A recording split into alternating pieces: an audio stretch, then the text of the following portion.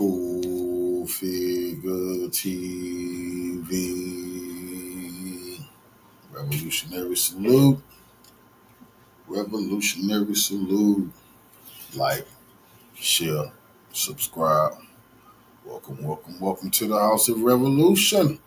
You know I'm your humble host, the Yao Mean of Revolution. And Epstein, he hunts Trump from the grave. Before we get into that, be sure to wipe your feet. That means hit the like button. You in the House of Revolution. Like, share, subscribe, support the platform, y'all. Well, this Epstein situation not going away. Gasoline has been thrown on the fire. Everybody might be consumed. Let's get right into it. Alan Dershowitz, who was Jeffrey Epstein's former lawyer, sat down with Sean Spicer, who was President Trump's press secretary during his first term, and revealed that not only is there a Jeffrey Epstein client list, but he's seen it, he knows who's on it, and he knows for a fact that it's being suppressed. Take a look. It's not an opinion. This is a fact. I have seen, remember, I was accused falsely on the Epstein, and ultimately I was completely cleared. The woman admitted that she may have mistook me for somebody else and withdrew all of her lawsuits. And so from day one, from the day I was accused, I said I want every document out because I knew every document would prove I was innocent. So let me tell you, I know for a fact documents are being suppressed. And they're being suppressed to protect individuals. I know the names of the individuals. I know why they're being suppressed. I know who's suppressing them. But I'm bound by confidentiality from a judge and cases, and I can't disclose what I know. But I hand to God, I know the name. Listen to what Alan Dershowitz is saying. This dude absolutely is a Zionist small hat. He will do anything for Israel. Mossad absolutely has compromised this man. But now look what he coming out and saying. He knows they're hiding things. He's seen the list, but because of legal reasons, he can't say anything. But he knows it's a lot of compromised people. This is to keep them sweating, regardless of what Trump and anybody else going to say. This is to keep all those Congress people, let them know they never know when some leaks might happen. Names of people whose files are being suppressed in order to protect them. Absolutely. And that's wrong. Just out of curiosity, without names, are these politicians, business leaders, both? They're everything. And let me tell you. Revolutionary salute to our brother James White for the donation to the war chest. Revolution is way of life. Absolutely appreciate the love, brother. Salute to you. A lot of them are, at least one of them is somebody who was accused. Others are accusers. And the judges have said, if somebody calls themselves a victim, we're not going to give any information about them. But they may not be victims. They may be perpetrators. So we don't have information about false accusers. And we know there have been many false accusers who have accused innocent people for money. And those records are being deliberately, willfully suppressed. And they shouldn't be suppressed. If the accusation is allowed out, so should the material that diminishes the credibility of the accuser. We want total transparency on this. Every single document, no redaction. That's what I've said from day one. I waive any of my rights to privacy. Anything there is about me, I'm happy because it will be exculpatory, because I know I haven't touched a woman other than my wife from the day I met Jeffrey Epstein. I don't even hug people, but I was falsely accused and I was able to prove it. And I was able to prove it through documents. And I want other people to be able to disprove false accusations through documents. But these documents are being suppressed and withheld. Suppressed and withheld. So what Alan Dershowitz was talking about his name being in the mix is because he was falsely accused by Virginia Giuffre, who later on recanted and took back her statements as well as her lawsuit. She was very young when this happened, and basically because of her age and the trauma she what admitted. Alan Dershowitz said is, she said that he sexually assaulted her. He said that he got massages, but he always kept his underwear and his pants on. And people, and they make jokes about him to this day. Talking about, please, so you was on the island getting massages, but he had his pants and underwear on. Man, give us a break. Mossad let him know, we're going to clear your name and clear you out the file. Just scare everybody else and let them know it is a list. It ain't gonna go nowhere. They better stay on. They still on the hook, no matter what Trump try to tell people. Through Congress, he got this under control. No, you don't. Admitted that she misidentified Alan Dershowitz and took everything back.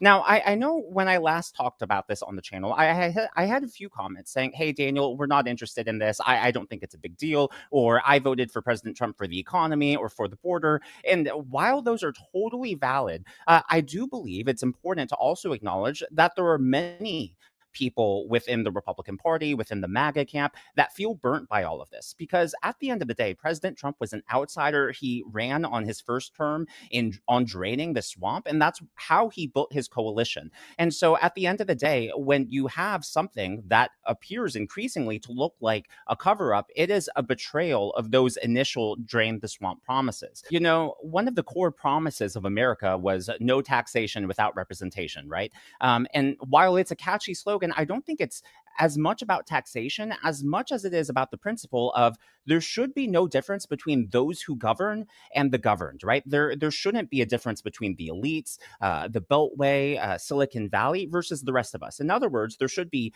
equality under the law, all face the same legal justice system. And so when you start making excuses for, well, the people on the list, if it came out, it would be too damaging, it would ruin the credibility of the United States or Silicon Valley business leaders. I don't think that's what the founding fathers intended when they built our justice system. Now, if you believe that there's no cover up, more power to you. And if you believe the official line that's coming from the White House, hey, that's your right. But I think for people who are struggling here with the discrepancies and the about face that has come from people like Pam Bondi, I don't think that it's fair to criticize those people and say, well, you're just up in arms about nothing. And in fact, the polling is already showing some of this. Now, I know a lot of people don't trust the polls, so I'm only going to cite Rasmussen here because they're widely considered to be one of the most fair polls. And in fact, they're usually described as a right-leaning poll because they have a history of being favorable towards President Trump. But Mark Mitchell, who is the president and CEO of Rasmussen Reports, posted this: oof, bad Trump overnight, net approval down to 0. So net approval is where they take the difference between those who approve, those who disapprove, and you want to stay above water. Net being 0 means he's essentially breaking even here. So the red line you can see on the chart is President Trump's polling for his second term. The good news is he is polling well above his first term. So he is still overperforming Trump 1.0. You can see a few dips earlier in the year. Those were around the times when there was a lot of confusion about the tariffs, and the mainstream media, the Democrat Party, were pushing out fear mongering when it came to the tariffs. But you can see it went up, and then all of a sudden there's this gradual decrease and then a sharp downtick. And all of that really started last week when President Trump started openly exploring amnesty options during a rally. I believe it was in Iowa, and then now this Epstein thing. And then if we take a look at the approval index, which takes a look at those who strongly approve versus those who strongly disapprove, President Trump is actually now down 9 points. So they take a look, not just approve or disapprove, but those who are really firm in those camps. And that is the worst it's been so far in his second term. Now, all of that to say, I believe part of this is because people who view this as a cover-up think it is a betrayal of that drain the swamp outsider promise, right? Now, does that mean I'm suddenly anti-Trump or am regretting my vote for President Trump? No, of course not. It's sort of like a marriage or any sort of a relationship. Whenever there's a breach of trust, it doesn't mean you're automatically headed for divorce. It doesn't mean that you've fallen out of love. But instead, whenever there is that breach of trust, you want more understanding. And that's the time for more transparency, more communication, and not less. Again, President Trump, part of his appeal was he was going to drain the swamp. He's an outsider. He was going to rail against the elites and not protect the elites. And it's hard to argue that this is doing that when part of the promise was that they were going to make all of this public. And earlier this year, again, talking about Pam Bondi, she was the one who invited the influencers to the White House, right? She brought in all those content creators. They created those binders that were filled with information that was supposedly new, and it turned out to be all recycled information. And guess what? We also know that Pam Bondi personally was involved. She created personally the front of the binder that said Epstein Files Part 1, as if there were going to be more parts to come. And lo and behold, months later, There are no parts. We're being told it's over, put the kibosh in it. Why are you even still talking about this?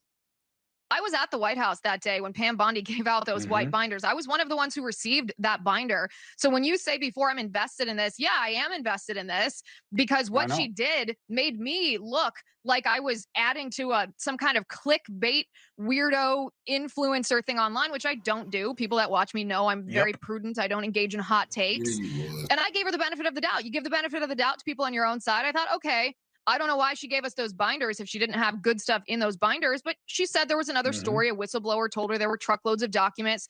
Hopefully she'll produce. And I gave her time. I was patient. I gave her the benefit of the doubt. But here's the thing, Chris. That day in the White House, Pam Bondi bragged about making that cover sheet on that binder that you're showing on the screen. That cover sheet that reads the most transparent administration in history. Epstein files phase 1. She told us she made that. She printed it. She put it in that binder.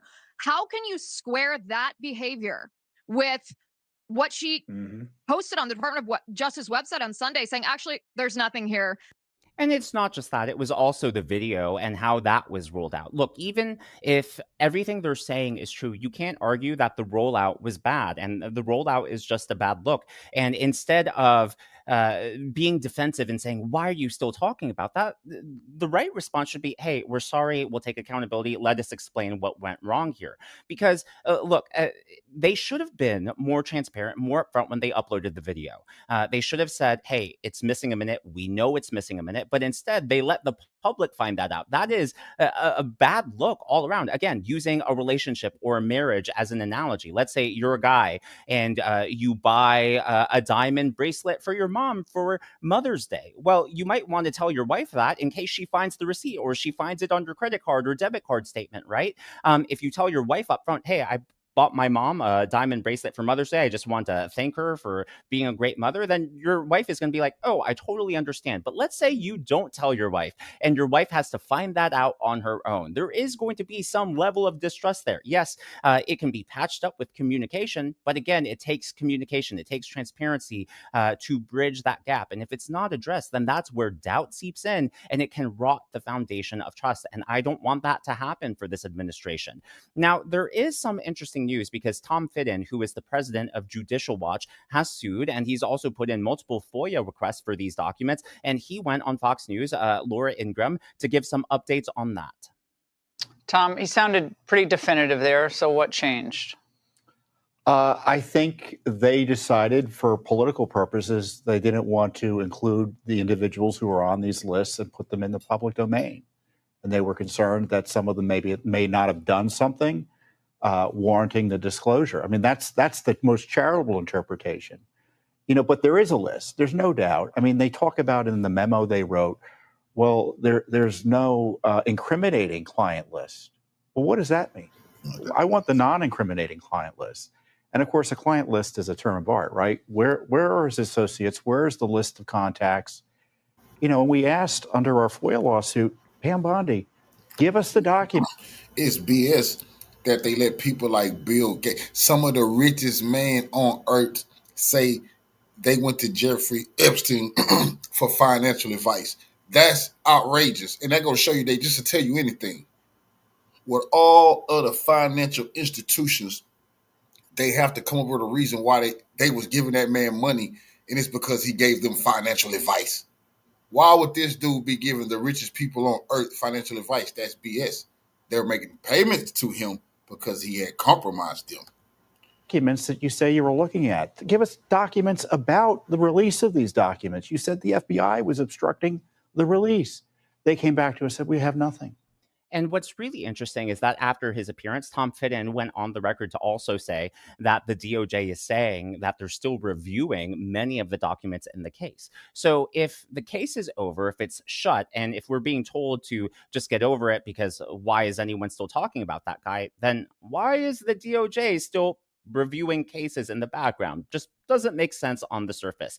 There is one more point I would like to make, but first I would like to acknowledge Ding Xiaoping as the member of today's Governor's Club. Again, these are people who have given tips and super thanks to the channel. Thank you so much. One last final point is, if there is no list, if there were no clients or anything like that, nothing to be exposed, then why is Ghislaine Maxwell in jail? And take a look at what one of the victims said, because it also proves that it's impossible for it to have just been Jeffrey Epstein. This was when Ghislaine Maxwell was being sentenced. I have spent the last 17 years in my own prison for what she, Jeffrey, and all the co-conspirators did to me. I was raped repeatedly. I was raped 3 times a day sometimes. And I was not the only girl on that island. There was a constant stream of girls being raped over and over and over again. And yes, Ghislaine must die in prison, because I've been in hell and back for the last 17 years. And 27 for me. I was 10 years old when Liz Stein was being trafficked. I was 10. That is how long the sex trafficking ring has been going on.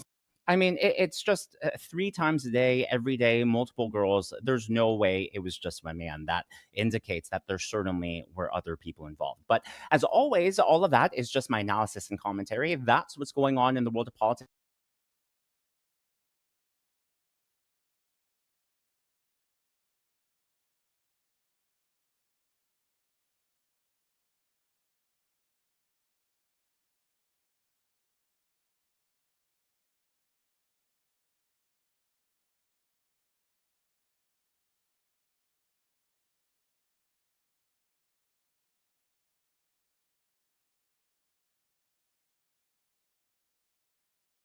The raw, unedited videos that prove that Epstein killed himself, and they close the case, stating that there's no client list, no clients, no trafficking ring, no blackmail. You're all crazy. Everyone's crazy. Ghislaine is in prison for nothing, apparently, and there's nothing to see here, guys. Except that the unedited video they released had a minute of film cut out of it, mysteriously. Not to mention that it didn't even show Epstein's cell door. It didn't even have full view of the entrance to Epstein's wing of the jail. And at this point, it's also ridiculous that I can't even imagine that they would be so brazen, so incredibly dumb as to think that this is fooling anyone. In my opinion, it's the biggest and the sloppiest political cover-up in modern history, at least since 9/11, whoever did that cover-up. So, while it's still legal, we're going to talk about it. Welcome back to Cancel Ian Carroll. Conspiracy theories are dangerous. Information is the oxygen of a democracy. It's so sick we can't talk. So, it's official. Epstein never happened. Ignore all the evidence. Ignore your own eyes. The government has investigated itself and determined that it didn't do anything wrong. It's patently absurd, I know. In case you're not personally acquainted with the Epstein case and the massive body of evidence surrounding it, you might be wondering, well, do we really have any proof? I mean, if they were never really able to put anyone in jail, and after all these years, Bondi's finding no evidence, then maybe it's like, no, ma'am. Let's be super clear at the start here. There is so much evidence. And this was such a massive operation. There are loose ends and breadcrumbs literally all around the globe. This is the furthest thing from a closed case imaginable. But for whatever reason, Pam Bondi doesn't want to go ask any of the powerful people that are implicated. And I'll let you figure out for yourself why she might not want to do that. Now, the Trump Department of Justice's official position is that Epstein was just a lone pedophile that was not part of any network and was not blackmailing anyone at all. In fact, Trump can't even believe why anyone would still be talking about a worldwide child trafficking blackmail operation that we are pretty damn sure compromised a significant portion of our political and financial power structure right here in America. I mean, why would you even want to talk about such a crazy idea? Forget the fact that we had campaign promises and that we all want to release the files and that we were promised the files. Could I just interrupt for 1 second? I'll just interrupt for 1 second here. Are you still talking about Jeffrey Epstein? This guy's been talked about for years. Years. We have Texas, we have this, we have all of the things. And are people still talking about this guy, this creep? Really? That is creep. Unbelievable. Do you want to waste the time, and do you feel like answering? I don't mind answering. I mean, I can't believe you're asking a question on Epstein at a time like this, where we're having some of the greatest success and also tragedy with what happened in Texas. It just seems like a desecration. But you go ahead. Sure. First, to back up. Wow. Just so much winning. I can't believe you guys even want to talk about Epstein while we're just having so much winning. Like, we literally already bombed Iran, didn't deport anyone, added trillions of dollars to the debt. We're giving it weapons back to Ukraine. And apparently Bibi rules your country. So just shut up and win, guys. Just shut up and win. And to add insult to injury, the DOJ released footage from inside the jail, but not of Jeffrey Epstein's cell, or not even of his cell wing. They released 10 hours of video that showed absolutely nothing, though they claimed it proved that he committed suicide, despite the fact that you can't see Epstein's cell at all.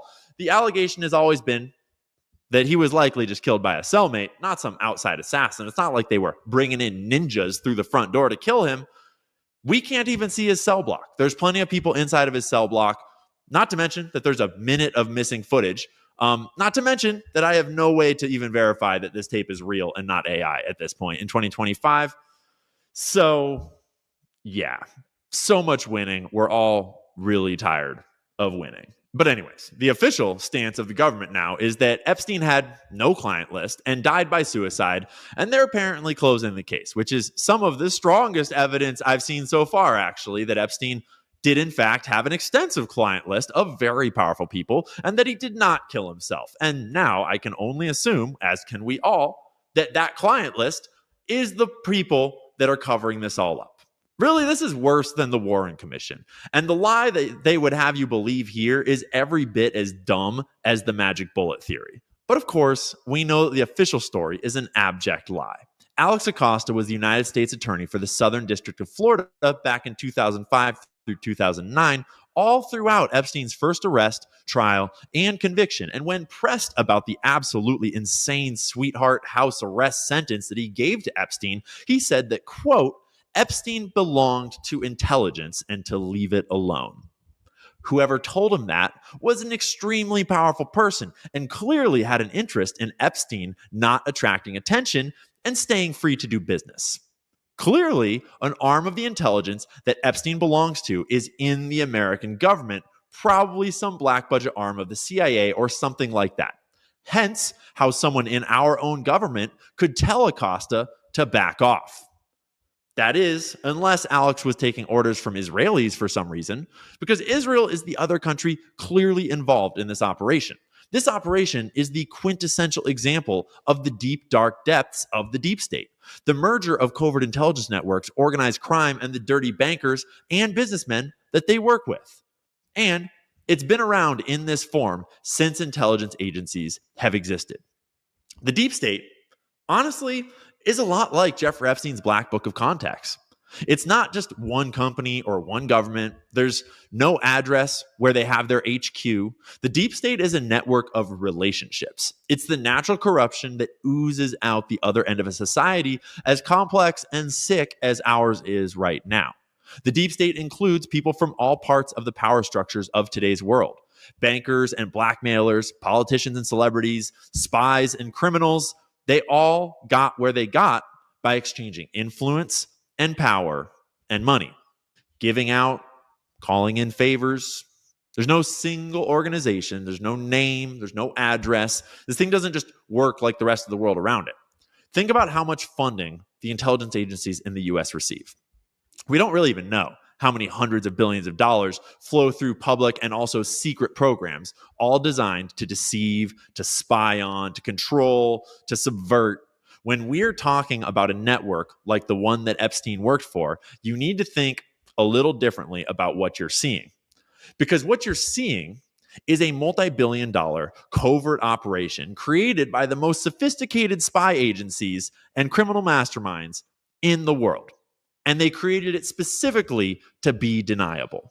The whole point of intel agency organizations and organized criminal enterprises is to be able to get away with something that you're not supposed to be doing. And the way you do that when you're trying to employ hundreds, even thousands of people in your criminal network is you create plausible deniability. You compartmentalize the organization so no one really knows what all the rest of the organization is doing. Most people don't know anything except their own job. Everyone is either bonded in loyalty by most often blood or race, maybe religion, or some form of shared blackmail or threat or fear.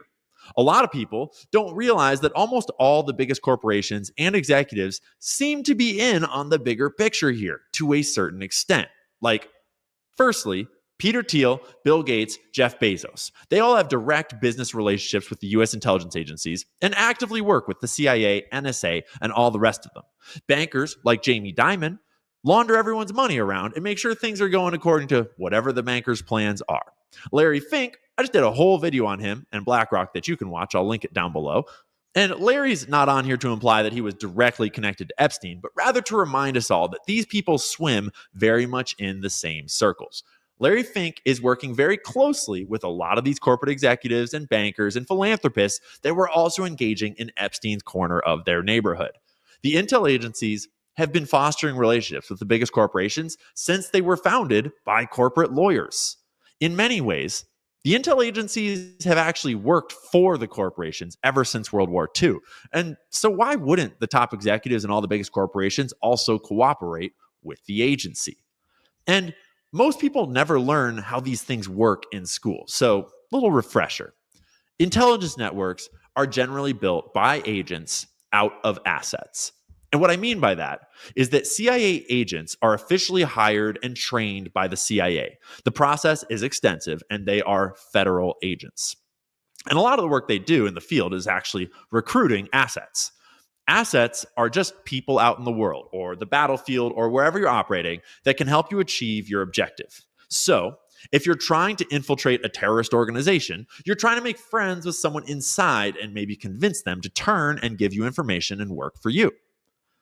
In a more domestic sense of the term, an asset might be the founder of a prominent tech company with big aspirations who likes them young, and you might ask him to start a charitable foundation that you could launder a bunch of money through on the side. Or maybe you're just Zuckerberg being asked by the CIA to give them access to your data. The moment he complies, he's an asset of whoever recruited him to do whatever work they asked him to do. And if you want to talk about the Jeffrey Epstein story, there are a number of people that appear to be assets, not agents. In fact, these deeper, higher level networks tend to be composed of mostly all assets instead of agents. So that way, there's basically no agency fingerprints on the thing at all. Remember, plausible deniability. If Sam Bankman-Fried messes up and gets too greedy and sloppy with whatever the hell he was up to behind the scenes, no intel agents here. It's just some wacky tech bro being a dumbass. The clearest example of an agent in the Epstein network is Ehud Barak, card-carrying former president of Israel, former head of Israeli military intelligence, one of the most decorated members of the Israeli military ever in its history. He's an agent. Even after he retired from officially working for Israeli intel services, he clearly will always work for them, and he clearly still does. Then you have Ghislaine Maxwell. Not exactly an agent as far as we know, just the daughter of one of the most prolific Israeli spies in history, Robert Maxwell. Here he is introducing Ghislaine to Queen Elizabeth II. I think Ghislaine has probably received some official espionage training and maybe a card-carrying member of Israeli intelligence, but if she is, that's hidden deep, deep in secrecy. So either way, she was an integral part of the network and is probably wondering why exactly she's locked up right now if Jeffrey Epstein didn't do anything and didn't have any help. But anyways, Leslie Wexner was the bankroll for much of the operation, as well as providing a convenient cover for Jeffrey Epstein, posing as a recruiter for Victoria's Secret. It's worth noting, he is still free, total billionaire, living in Ohio. No one's asked him any questions. Leslie Wexner is clearly aligned with Israel in everything he does. He is one of the world's richest and most dedicated Zionist philanthropists. The Wexner Heritage Foundation is massive. Bro has dedicated his entire life to Israel and Zionism, despite being from America and American. And he also bankrolled 2 separate sex trafficking rings, one via Jeffrey Epstein inside Victoria's Secret, and the other, Mike Jeffries, CEO of Abercrombie & Fitch, whose operation got rolled up way more clean. But honestly, We don't really have any reason to believe we ever saw even a fraction of the extent of the Abercrombie boys trafficking network. So, case closed for now, I guess. But anyways, Epstein's network played to his preferences, which was young girls. And the critical feature that made it work was women working in it.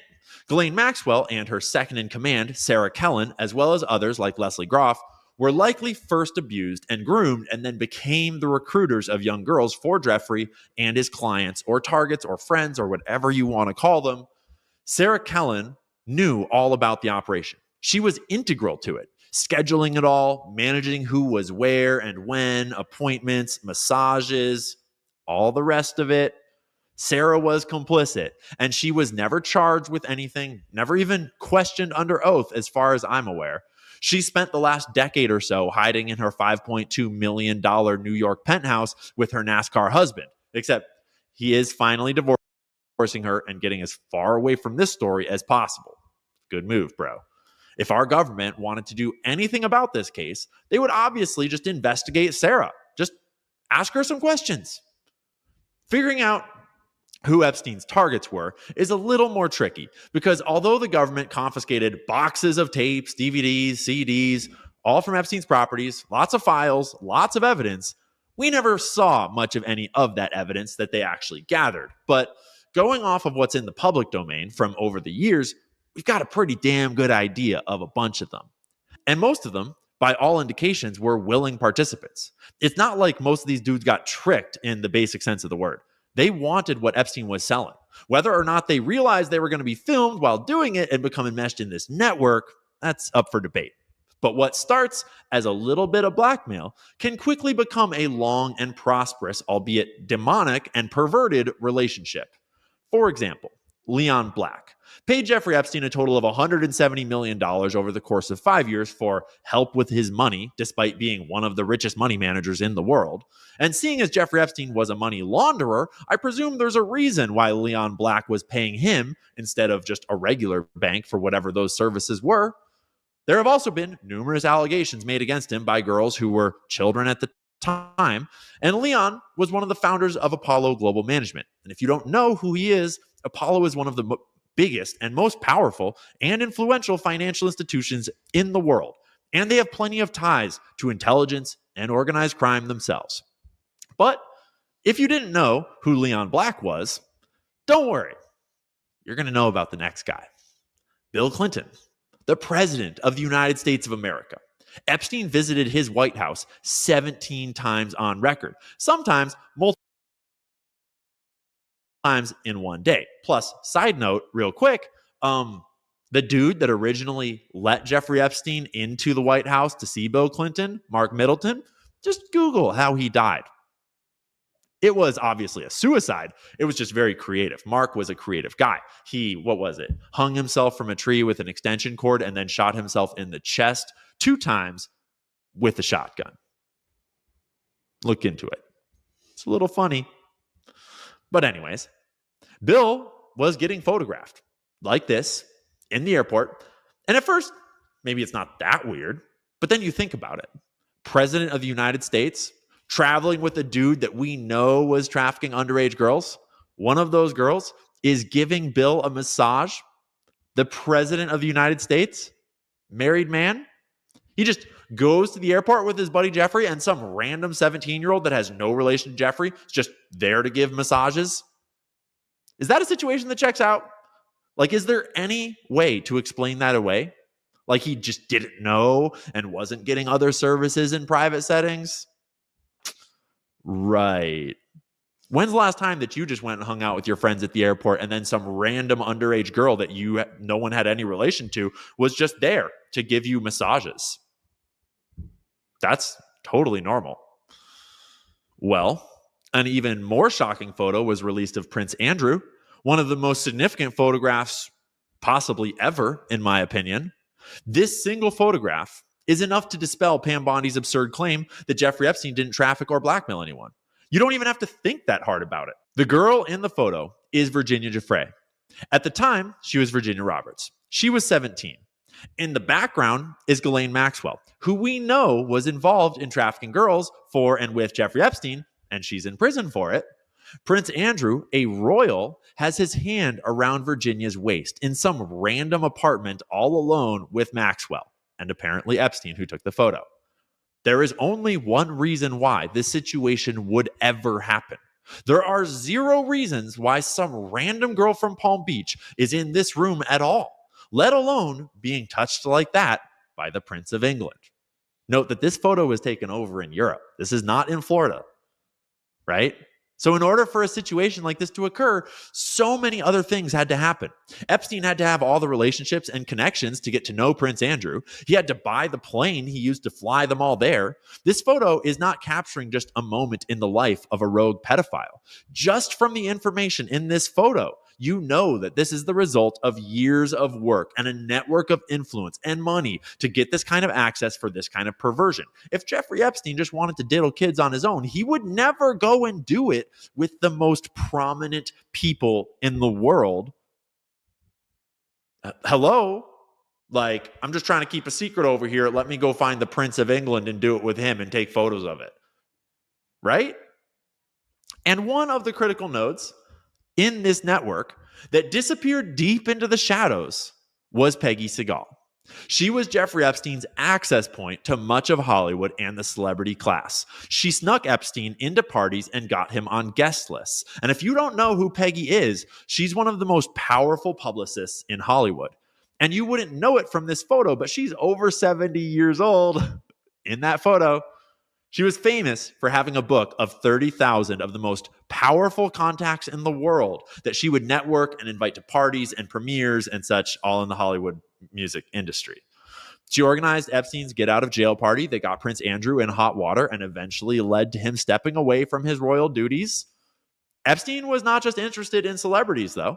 He was interested in scientists. Remember, Epstein worked for an intelligence network, an off-the-books, black-budget, secret network that probably originated somewhere deep in Israeli intelligence and then flourished through relationships with organized crime and elements of the CIA and U.S. intelligence services. But he was interested in everything intel agencies are interested in because he worked for them. And he would actively target and form relationships with technologists, researchers, scientists, and any other prominent intellectuals. He would throw parties and conferences on his island and invite all of them to come. And they came, so to speak. Not all of them came, but they all came. And that's how you wind up with funny memes about Stephen Hawking visiting Epstein Island, because he did. Lots of prominent scientists did. And a few even have sexual allegations against them. In this case, we're talking specifically about Marvin Minsky right there. But again, it was never tried in court. This obviously extended to relationships cultivated all throughout big tech.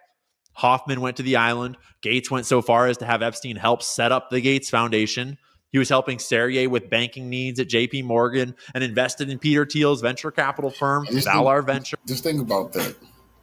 Why would Bill Gates, who at the time, he was one of the most richest and probably was the richest at that time, why would Bill Gates need Jeffrey Epstein to help him set up the Bill and Melinda Gates Foundation? He also set up the Clinton Global Initiative too. He absolutely did help them. That's crazy, because they always compromise. He was shaking them all down through them corporations. Ventures. He was involved in setting up the Clinton Global Initiative as well. He specialized in philanthropy as money laundering, after all. He was also friends with at least one recent director of the CIA. We know that the former CIA director, Bill Burns, was also friends with Epstein and met with him numerous times, which he only admitted to after first trying and failing to cover it up. He said that it was to help him find a job after he had retired from being the U.S. Deputy Secretary of State, because that's totally the kind of person that needs help from Epstein to find a job. Now imagine that. The ex-head of the CIA, Bill Burns, was busted being good buddies with Jeffrey Epstein. And he said himself, I just was talking to Epstein about helping me find a job. Helping you find a job? Boy, you just was the CIA director. And that man is an international child abuser. Imagine this. And he went to Epstein to find a job. This stuff is deeper than y'all think. job.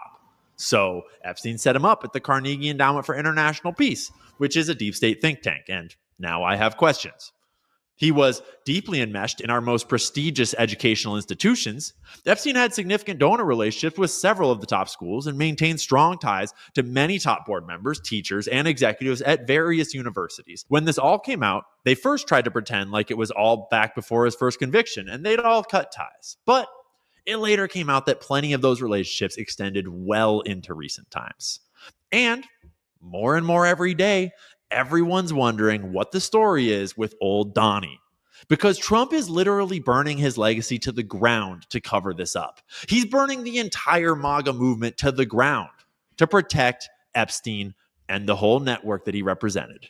Because I think Trump is sorely mistaken if he thinks that MAGA is ready to pretend like we didn't learn that we're being ruled by a bunch of pedophiles. We are paying taxes to pedophiles. This isn't the kind of thing that goes away. And the fact that Trump is now apparently all in on Operation Cover-Up, he's looking more and more complicit by the day. So, the new talking point being parroted by all the assets and suckers on X and in the media is, why do you even still care about Epstein? Why are you even talking about Epstein? I mean, who really cares anymore anyways? Which is pathetic. It's coming out that our government is run by pedophiles and their cover-up isn't going so well. And so they've resorted to just gaslighting the American people that it's not even a big deal. And no one even cares about it anymore. Right? I'm sure it's totally unconnected that there's an Israeli spy ring so powerful that they got to at least one former president of the United States, and now they have the current president of the United States going along with the cover-up, and they announced all of this the day before Benjamin Netanyahu visited D.C. for the third time this year. You live in an occupied nation, folks. It's no coincidence that we have the world's largest blackmail ring being run by Israel, and we are passing speech laws to stop people from criticizing the government of Israel, not our own. We have a massive unregistered lobby in our government working on behalf of Israel. We have dual citizens with Israel peppered all throughout our government. We give more money and military aid to Israel than to any other nation. Even when Israel embarrasses us on the world stage and goes against our president's apparent orders in war times, or peacetime, just bombing people, our politicians and president go along with the cuckery, all competing for who can get Bibi's dick further down the back of their throats. It is no coincidence that for decades now, criticism of Israel has been a career-ending sin for anyone in the media or the government or finance or really any position of power at all. And of course, I'm anti-Semitic for looking at the evidence that is clear as day. Just ignore the facts and evidence that it is all laid out before you. Ignore the genocide that our tax dollars are funding. Ignore the endless streams of videos of kids buried and burned and starved to death in Gaza. Ignore that they are shooting them with sniper rifles while they're pretending to give them food. Ignore Israel's secret nuclear program. Anyone who talks about any of those things hates Jews, obviously. It should go without saying that we don't condemn the giant sex trafficking ring because it was run by Jews. We condemn it because it's a child sex trafficking ring. Maybe just don't run child sex trafficking rings. We don't speak out against Israel because they are a Jewish state. We speak out about Israel because it's a genocidal ethno-nationalist project that has become the spitting image of the, regime that it theoretically is a reaction to. When you learn about World War II as a kid, one of the enduring questions is how did they get regular Germans to go along with committing such atrocities against prisoners in the labor and concentration camps? Well, look around you. How are they getting people to go along with genocide today? How are they getting people to go on the internet and pretend like we don't care that our nation is run by pedophiles and that apparently that runs so high up that our own president, our own Department of Justice, our own elected officials, the MAGA coalition, America First, is now telling you, why would you even care? Why would it even matter if Jeffrey Epstein had our whole government blackmailed? Why would it even matter if Israel and the CIA and all these dudes were trafficking children? American children, no less. Little girls off the streets in Palm Beach, Florida. As well as little girls from all around the world. Not to mention, a lot of them were into little boys. That's no big deal, apparently. It's not America first to even talk about it. Just shut up and vote for Trump. Yeah. I didn't really have an ending plan for this because it kind of sucks. So, I don't know. Maybe Trump's playing 574D chess. And if you want to know all about the 575th dimension of his chess moves, you can just log on to Twitter and trust that plan because it is still going strong on there. Yeah, maybe. Maybe. But it'd be really nice if he could take Bibi's dick out of his mouth for long enough to acknowledge a few of the promises that he made on his way into office. Maybe just one of them. Maybe like any of them. Because unless we get some of that, it pretty much just looks like we're all paying taxes to pedophiles. That would be enough to collapse the current paradigm and change the whole planet. Well,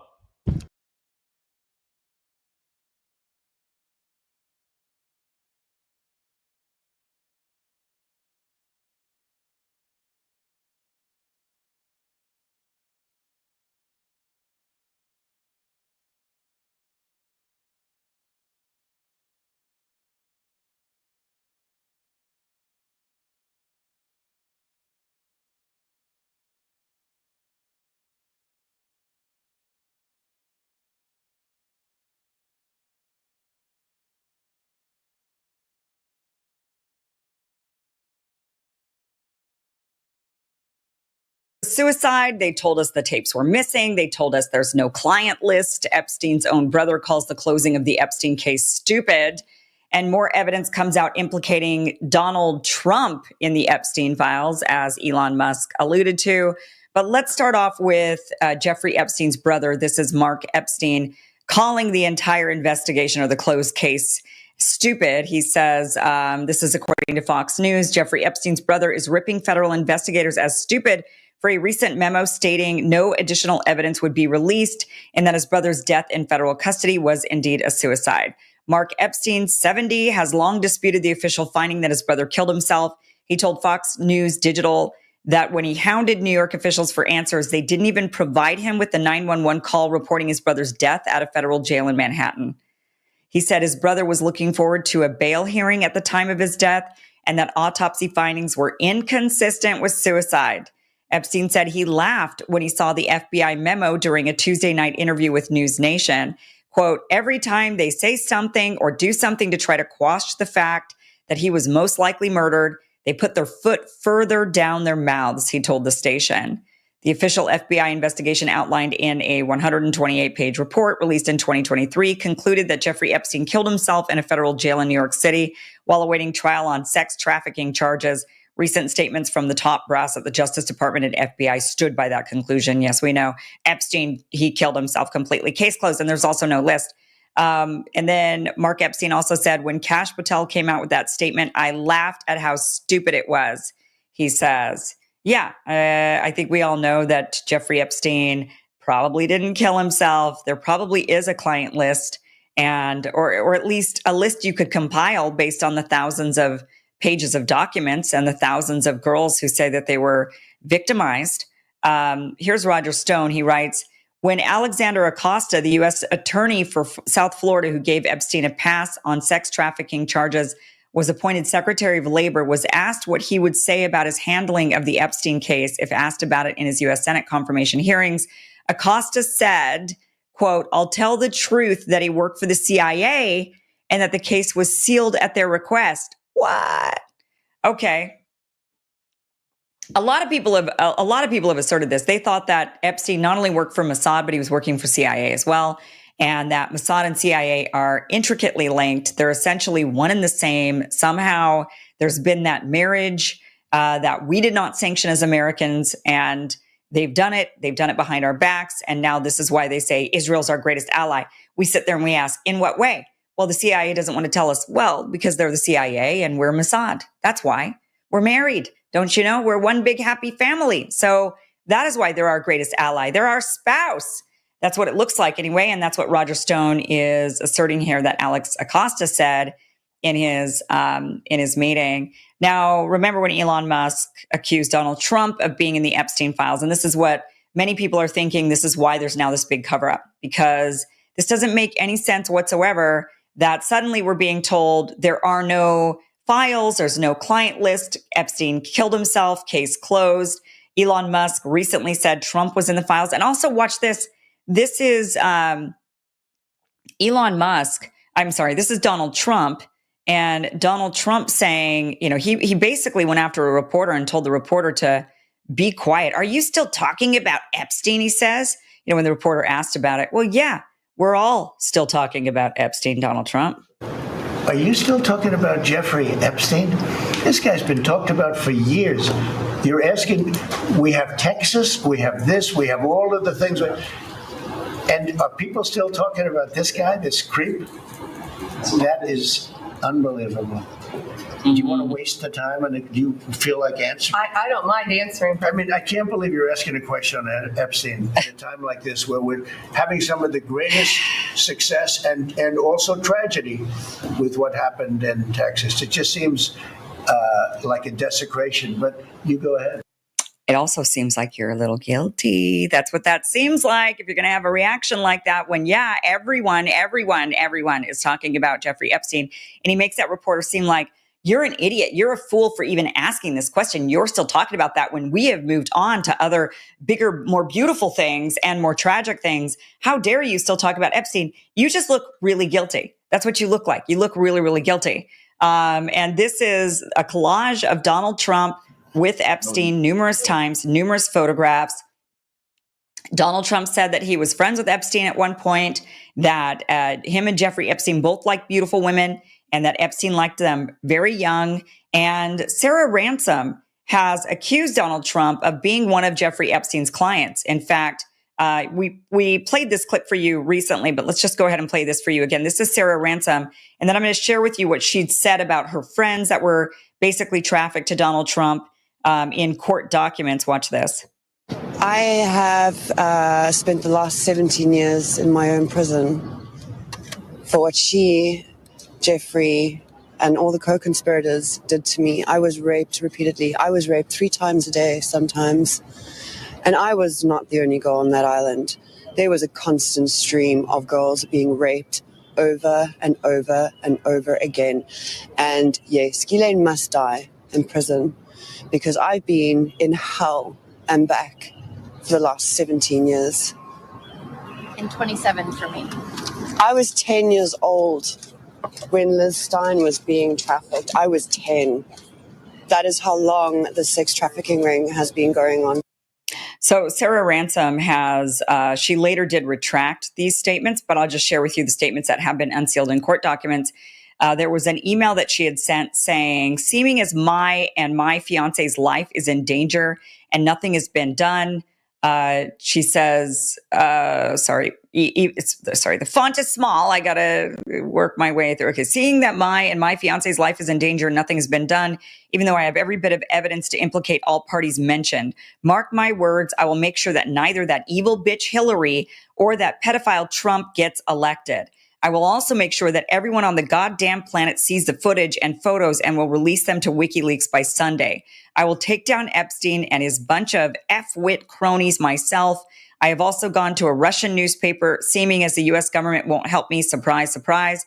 I will help myself just like I always have. You've lost your exclusive and I'm super effed right now, super effed off right now. I feel so strongly about taking down these evil C-word. And even if you offered me enough money to buy the biggest super yacht in the world, which would give me the ability to hire and then fire all the people that were dicks to me when I worked in the industry, I will still not deviate from my goal. She also said in these court documents, she testified saying, my friend was one of the many girls that had sexual relations with Donald Trump. She confided in me about her casual friendship with Donald Trump. Definitely seemed to have a thing for her. Mr. Trump's definitely seemed to have a thing for her. And she told me how he kept going on about how he liked her pert nipples. Donald Trump liked flicking and sucking her nipples until they were raw. One evening when we were showering together, she showed me her nipples. They looked incredibly painful as they were red and swollen. And I remember wincing when I looked at them. I also know she had sexual relations with Trump at Jeffrey's New York mansion on regular occasions. So she did accuse Donald Trump of being in those files, of being one of the clients.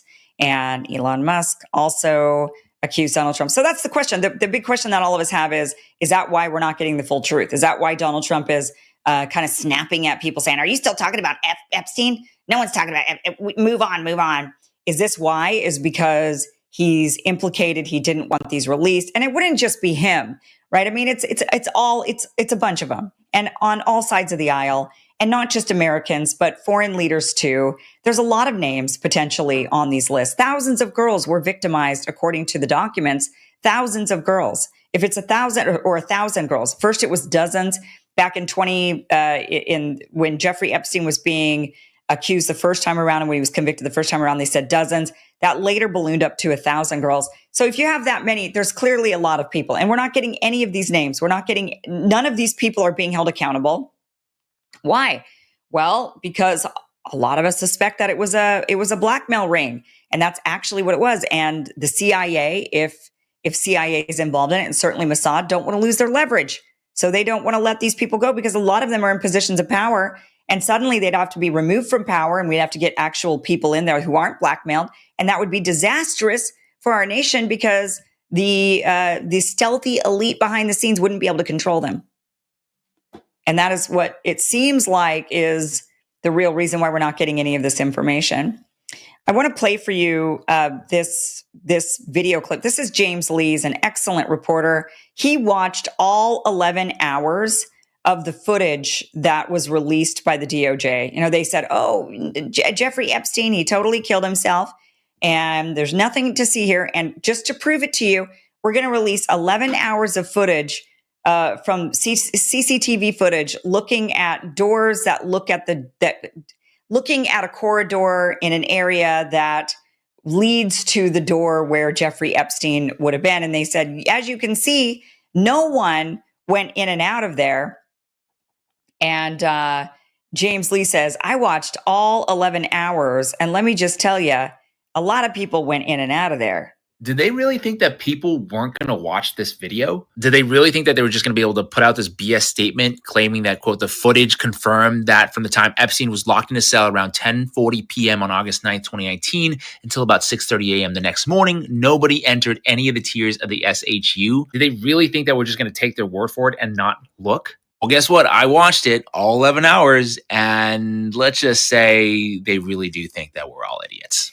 Well, the thing here is that at 12:05 a.m., you can see that in the timestamp, this big dude wearing a hoodie is seen entering this floor. He grabs the bags that are sitting there near the door, presumably linens or something, and then he tosses it out of door 46. He goes out briefly, and then he comes back in. He closes door 46 behind him and then walks down the staircase out of view. Now, a very important thing to note here is that door 46 is the only way to go in and out of this cell block floor. You can see that in the diagram here. Here's another diagram. Each of these cell blocks have 8 cells split into 2 levels, L and M, so 16 total each.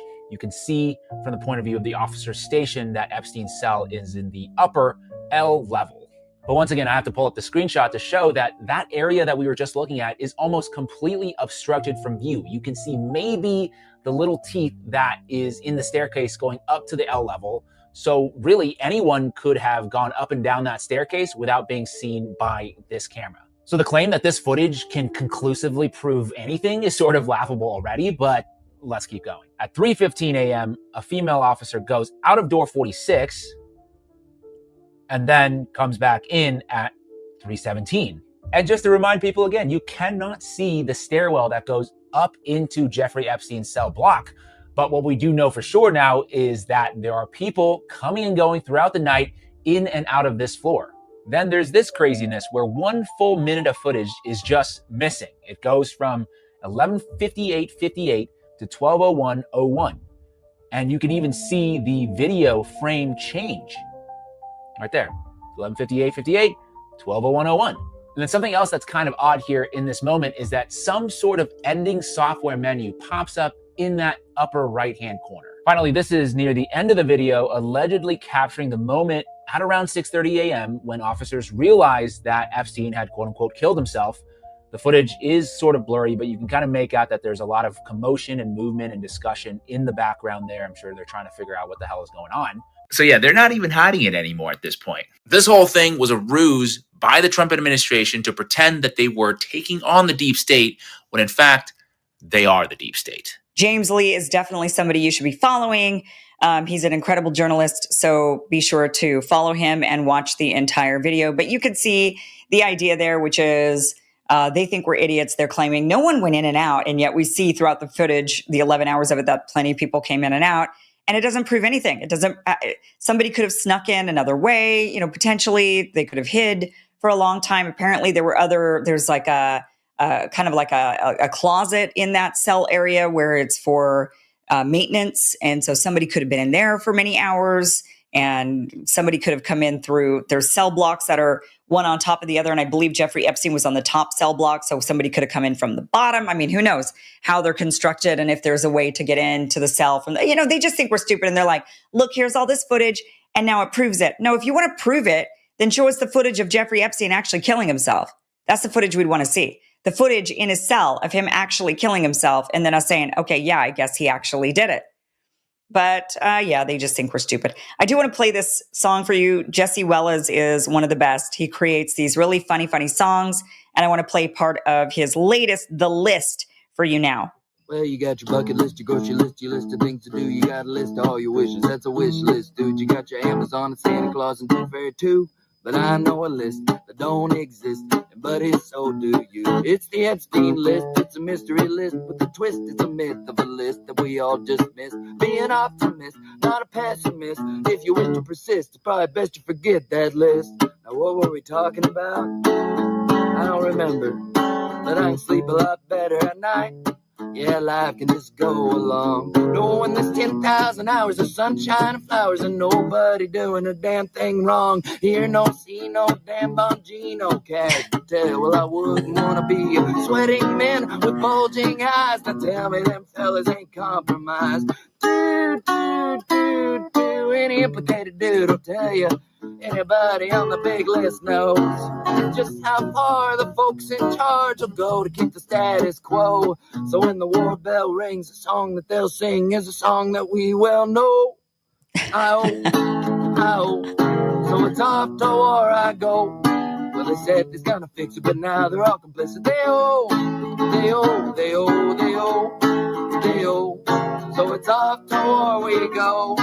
In the poor after war, what else are we for? They owe. Yeah, what do they owe? I mean, what did Israel get for all of this? Here's a little glimpse. I just want to show you evidence of the consequences of Israel's blackmail and bribery scheme that they have on our country. Here's Susan Collins, Senator Susan Collins. She was asked, do you know how many Americans the Israeli military has killed in the past 20 months? And she wouldn't answer the question. And in the end, she just says, I'm pro-Israel. To the question of if Americans had been killed by the IDF, she says, I'm pro-Israel. Do you know how many Americans the Israeli military has killed in the past 20 months? Sorry, she's got a meeting. Thank you. No insight on the Americans killed by the Israeli military, Senator? I am pro-Israel. I am pro-Israel, she just says. Unbelievable. Totally unbelievable. Here's another showcasing of what the Israel blackmail scheme has gained them. Texas City requires Israel pledge for hurricane relief. This was in 2017. We're not even sure if this law that is in place, I believe it is, will take effect and impact those who've been recently harmed by the flood, who've been killed, devastated by the recent flooding in Texas. But 36 states, I believe it's 36, it might be up to 38 now, states in this country have no anti-BDS laws, meaning you as an American citizen are not allowed to boycott, divest, or sanction Israel. Otherwise, you will lose federal funding. So if you are paid by the federal government, you'd lose your job. If you are a federal contractor, you would lose the contract. If you are asking for federal money in some way, you won't get it. And that's if you have to sign a pledge saying that you will not boycott, divest, or sanction Israel, a foreign country, in order for you to receive U.S. taxpayer dollars. And this is not made up. This isn't exaggerated. This isn't a lie. This is an actual real policy. And in 2017, hurricane relief victims in Texas could not receive hurricane relief without signing an Israel pledge. Basically, an Israel first pledge. I will not boycott, divest, or sanction Israel. Now, please give me the money that I need for my relief. That is what that's what they're doing.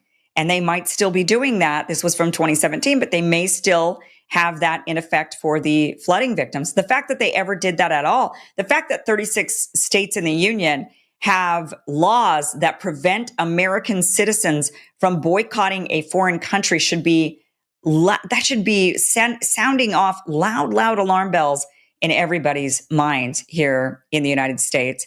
Also, I want to play for you this. This is Catherine Austin Fitts. She's just wonderful. And Palantir has, it was part of the DOJ scheme when DOJ was going and DOJ was trying to cut down on waste, fraud, and abuse. One of their ideas was, well, we should consolidate all of the agencies that basically have Americans' data. So we're going to consolidate all that data into one location. Well, that one location, unfortunately, is Palantir. Palantir ended up getting the contract, it seems, to be the outlet that would secure and organize every single American's data. And Catherine Austin Fitts has this to say about that. I think Palantir is in partnership with the Netanyahu syndicate and the breakaways. But they have contracts with Health and Human Services. They have contracts. The government pays them massive amounts of money.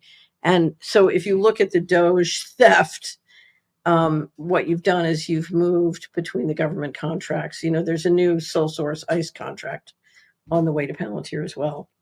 That's just announced. I just found that last night. So you've got, they have the Treasury data, they have the IRS data, they have the Social Security data. They now they're going to have all the ICE data. They had some already. Yeah. They had some already. And then Trump has announced he wants to privatize Freddie and Fannie, but Palantir is going to underwrite all the packages before they come into Freddie and Fannie. So they're going to have all the housing data.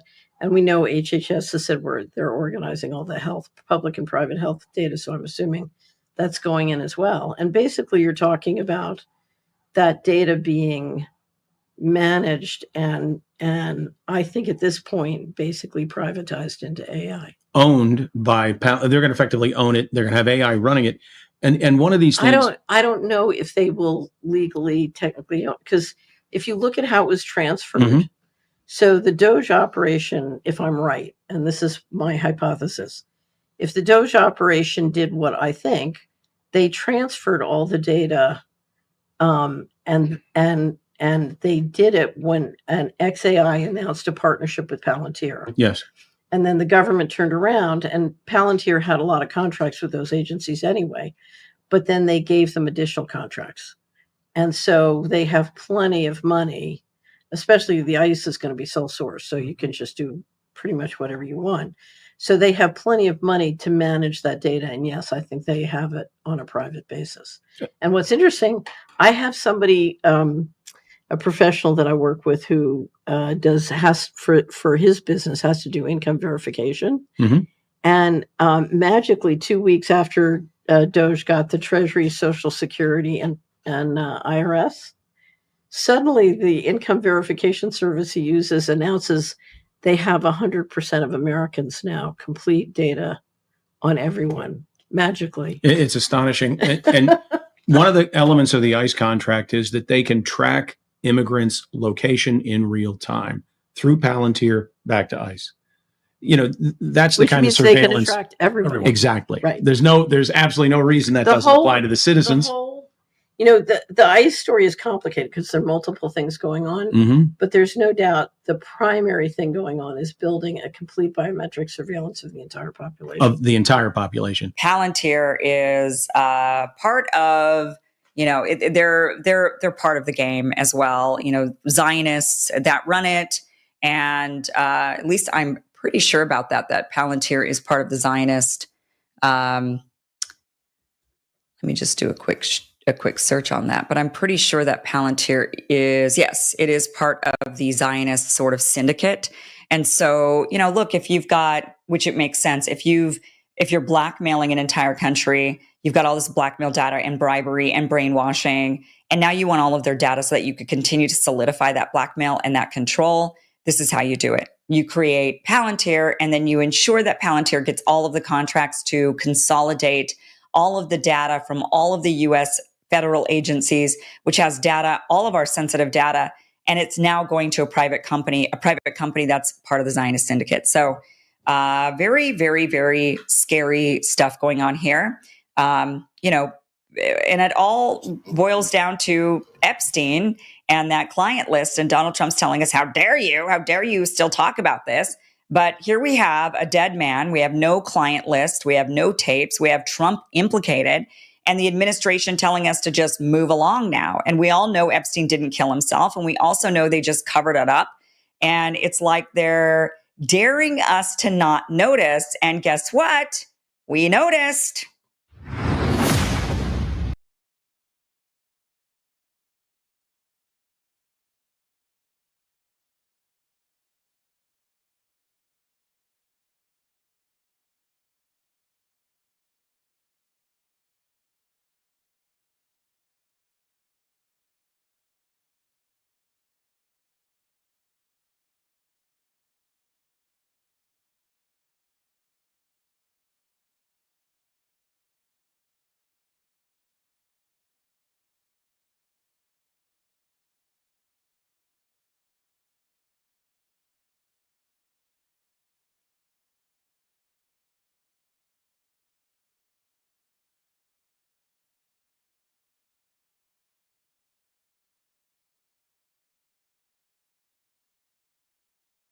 And from my research, there's been a lot of different. While other networks lie to you about what's happening now, InfoWars tells you the truth about what's happening next. Visit Infowars.com/show and support the InfoWars.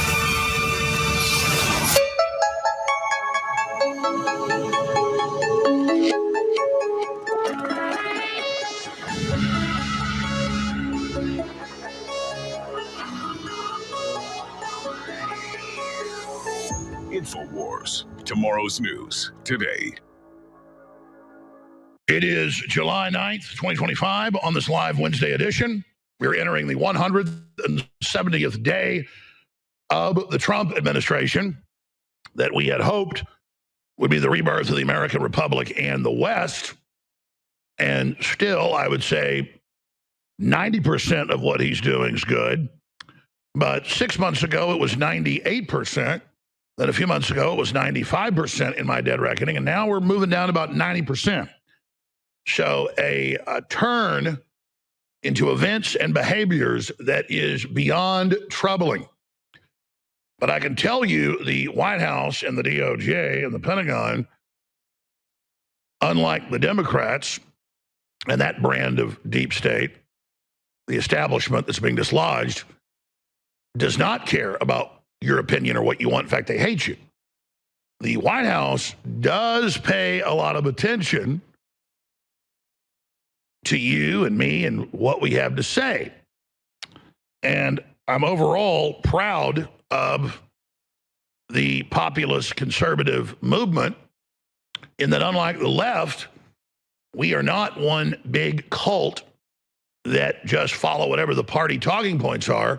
We created the revolution, the populist revolution through the Tea Party and Trump in the last 20 plus years, that is not just taking America back culturally, economically, spiritually, politically, but that is spreading all over the world and is recognized by sociologists and anthropologists and political experts and futurists as stemming from the resistance movement that has been ongoing for really 60, 70 years to the globalists here in the United States, but exploded under myself, Ron Paul, and many, many others in the last 30 years, people like you.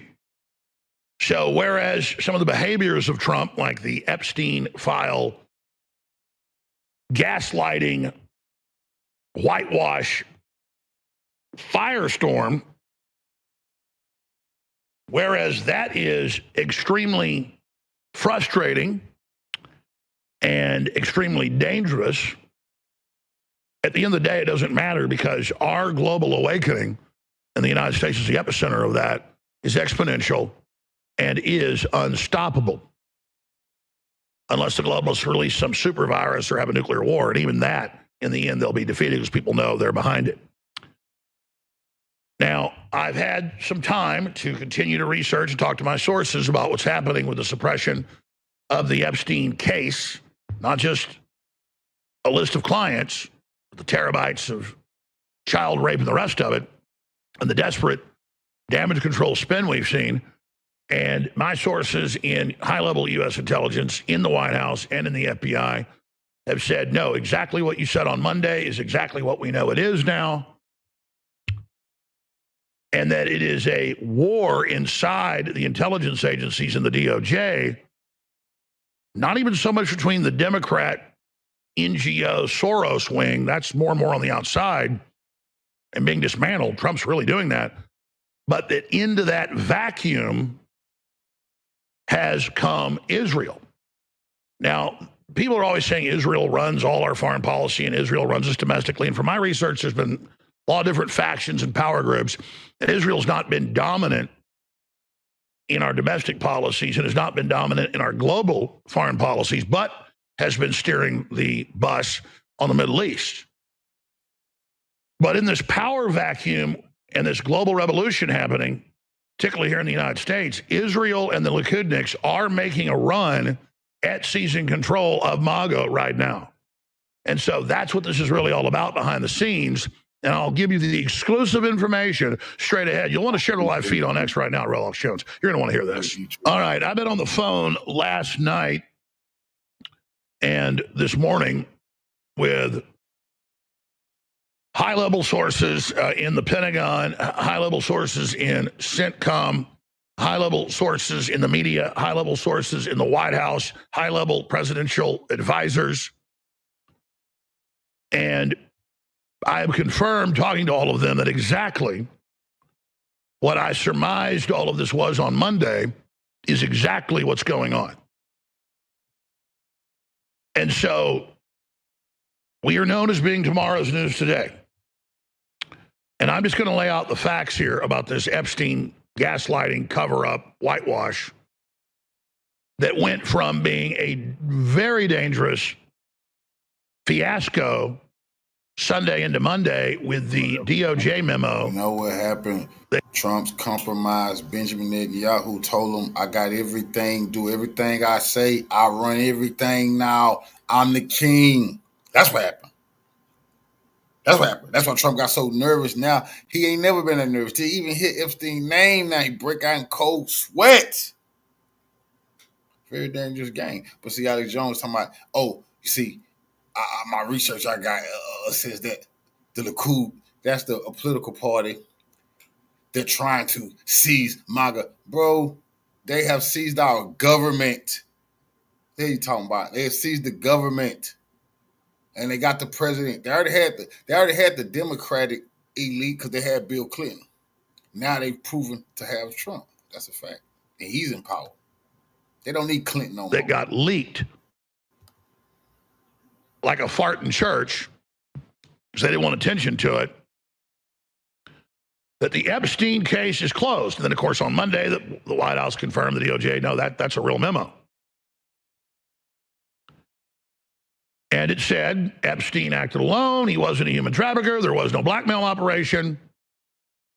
And he killed himself. Now, already when they killed Epstein and covered this up over the last 15 years and killed him 4 or 5 years ago, it has already been a firestorm of firestorms because of the Streisand effect. We don't know what the Streisand effect is. Barbara Streisand built this giant mansion on the beach, and she didn't want people talking about it. And when the local reporter talked about it, she attacked him. So then it got picked up by the international press. It was a giant story. And so by coming out and saying, actually, everything we told you in the past isn't true. There aren't 14 terabytes of kids getting raped. There aren't all these new flight logs and blackmail. Forget about it. Go to sleep. It went to a whole nother level. This is the big issue the general public finally understood the deep state through. And then when Trump came out in that press conference yesterday at about 11:30 Central, we'll play the clip again, and got visibly angry and then attacked the reporter. Not angry. Basically said, That's not anger.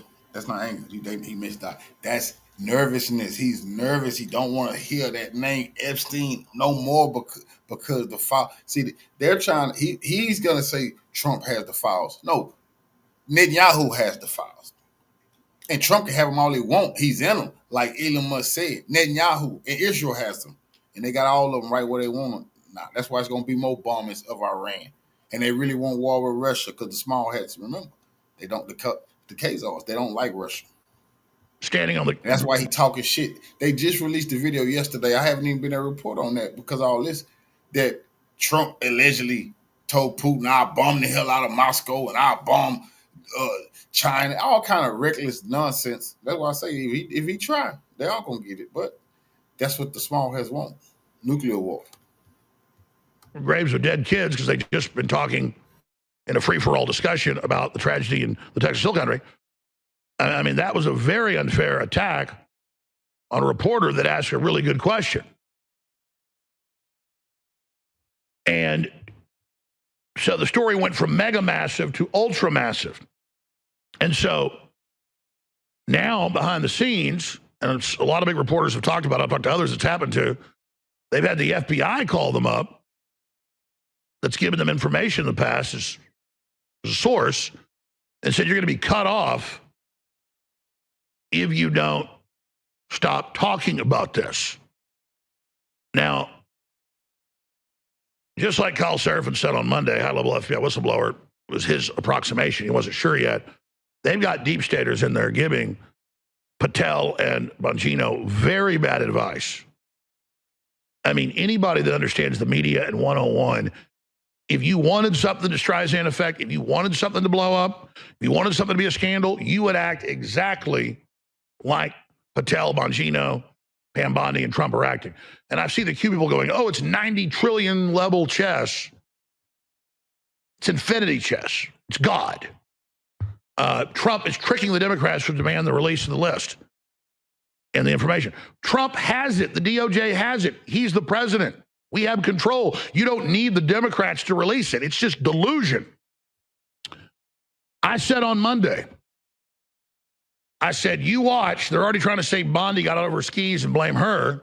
I'm not her apologist or defender. It's just not her. She was told to say everything she said before. It was accurate about the new information they raided in March out of the New York FBI offices where they've been suppressing it. So that's not what you do when you're involved in a cover-up. And I said on Monday, a video I posted at 8 a.m. that I shot at 7:50 in the parking lot before I came in the office, that this isn't Bondi backtracking this and deep sixing this or 86ing this or memory holing it. No, this is Trump. And then I went through explaining why I believed it was, and it's now that's been confirmed. People, oh no, it's Bondi, it's not Trump. No. And then he puts out that afternoon the message on Truth Social that he backs everything that Patel and Bongino did, and that now they can move on to more important things. And then yesterday he blew up at a reporter and said he didn't want to hear about this anymore. So it is Trump. And that's not an attack on Trump. To understand what's happening, you need to understand it's Trump. Not, oh, he doesn't know what's going on. Oh, it's not Trump. No, we already know what's going on. In the first limited hangout, criminal prosecution of Epstein, 15 years ago in Florida by Republican U.S. Attorney Alexander Acosta, it came out that he said he was told by U.S. Intel, leave him alone or slap him on the wrist That's what he got, was like a year in jail, only overnights in the jail. Epstein, they're in Florida. They're in the Palm Beach area. And he said, I was told he's intelligence by U.S. intelligence. He didn't say what intelligence. And he's been asked about it since then. He says, I can't talk about it. He showed all the articles, the videos, that's there. You have the head of Israel constantly, secretly trying to visit the New York facility of Epstein. Ehud Barak, he goes on and on. You have all these world leaders going to Epstein Island and Zorro Ranch. Not just American leaders, not just political leaders, but corporate leaders, academic leaders, top scientists, bankers. And so this was an intelligence agency operation, and almost everyone involved in it knew they were getting into the globalist banking cartel system that's even above the CIA. That's just a governmental clearinghouse in an initiation, just like you see in the movie Eyes Wide Shut. Just like you see with Bohemian Grove. And that's just a outer part of the cult. You don't get into these organizations unless you bare minimum have sex with children. That is the initiation. And that's why Trump was always, and I've researched it, an outsider and did everything on his own with his family and was never in these clubs. But the Democrat leaders are just absolutely thick as thieves in this, and some Republicans. You know, the Dennis Hasterts of the world. And we had Acosta resign as the labor secretary over Jeffrey Epstein plea deal.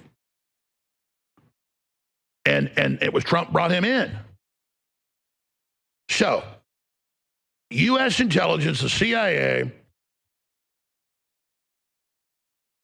under the Democrats and the globalists, was using these blackmail files, these initiation events, to control their people. That was the whole point of it. And then when Trump becomes president, and this time actually begins to really control the deep state, would he then release all these bankers and tech titans and political leaders and indict them all for raping children? And the argument would be, well, no, he can't do that. It'll bring down the whole U.S. government. I'm not endorsing that. That's how this works. I'm explaining what's going on. Now, the question is, will he stop the human trafficking, sex slavery, or will he let Mossad, CIA, MI6 continue it on? Well, he can't even get his own staffers to do what he tells them. So, no, you have to expose the whole thing, send him to prison, or it does continue on. The argument that you can take control of it to manage it and limit it, that's a Zbigniew Brzezinski argument he made in books he wrote in the 70s about how Western intelligence runs human trafficking and sex slavery and pedophilia for control. So this is something the last few decades the American people have learned about. But when I was first getting on air 31 years ago and immediately got a popular show, I got a chance to interview and get to know John DeCamp and all these other high-level whistleblowers, Ted Gunderson from the FBI, from the CIA, who had exposed giant human trafficking pedophile rings like Larry King, not the CNN anchor, Larry King, the Republican fundraiser, and in the 80s. And the operations they were running around the country, but mainly out of Omaha, Nebraska. So this isn't some new thing with Epstein. Epstein is a Mossad, MI6, CIA triple agent, and they were in charge of initiating and blackmailing high-level initiates. Again, when an MS-13 person's about to become a made member and they tell them, okay, go kidnap a kid, take them and torture him to death for Satan, that's their main initiation to become a high-level member, they're not being blackmailed, they're joining the club.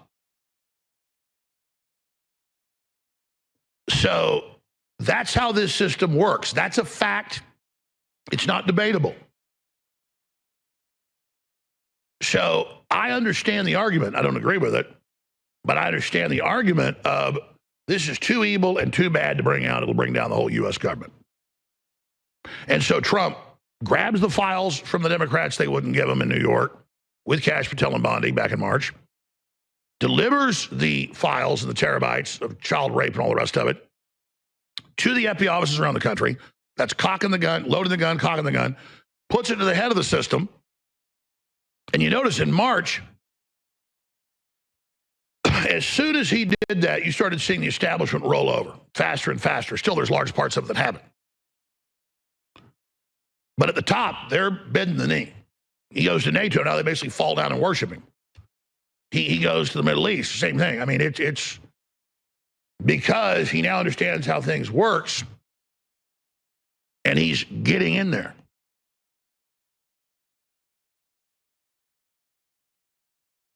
That's the thinking from Trump. And I'm not defending it. I'm exposing it. Now, they are cutting down the 96% new human trafficking in, and they are going after the low-level rings and the slavery and all the rest of it. So I'm seeing major good moves and actual policy that affect the main. But when it comes to the specifics of this, separately, you have the giant PR disaster of having Bongino and Patel go on Fox a few months ago, like they're in the headlights, and say, no, everything we told you before is not true. Forget it. There's nothing. Oh, and by the way, the guy at Butler acted alone as well. And the body language was just insanely over the top, like they were political prisoners and had guns to their heads. They're like political hostages. And then they go on that tour, spouting the same bull. And I said, they need to stop. And now you got Bondi and Trump doing it, when if they were going to just fade this out and use it for deep state control of the deep state, that's what it is a control system of the deep state. It's the keys of the deep state. Why would you then run around and openly tie yourself to it by publicly covering it up in the most ridiculous way you could?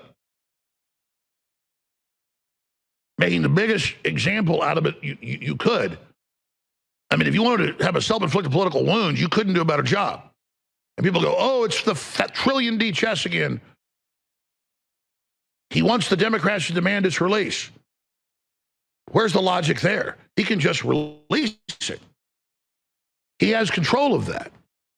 Why does he need them to demand it? That's just delusion.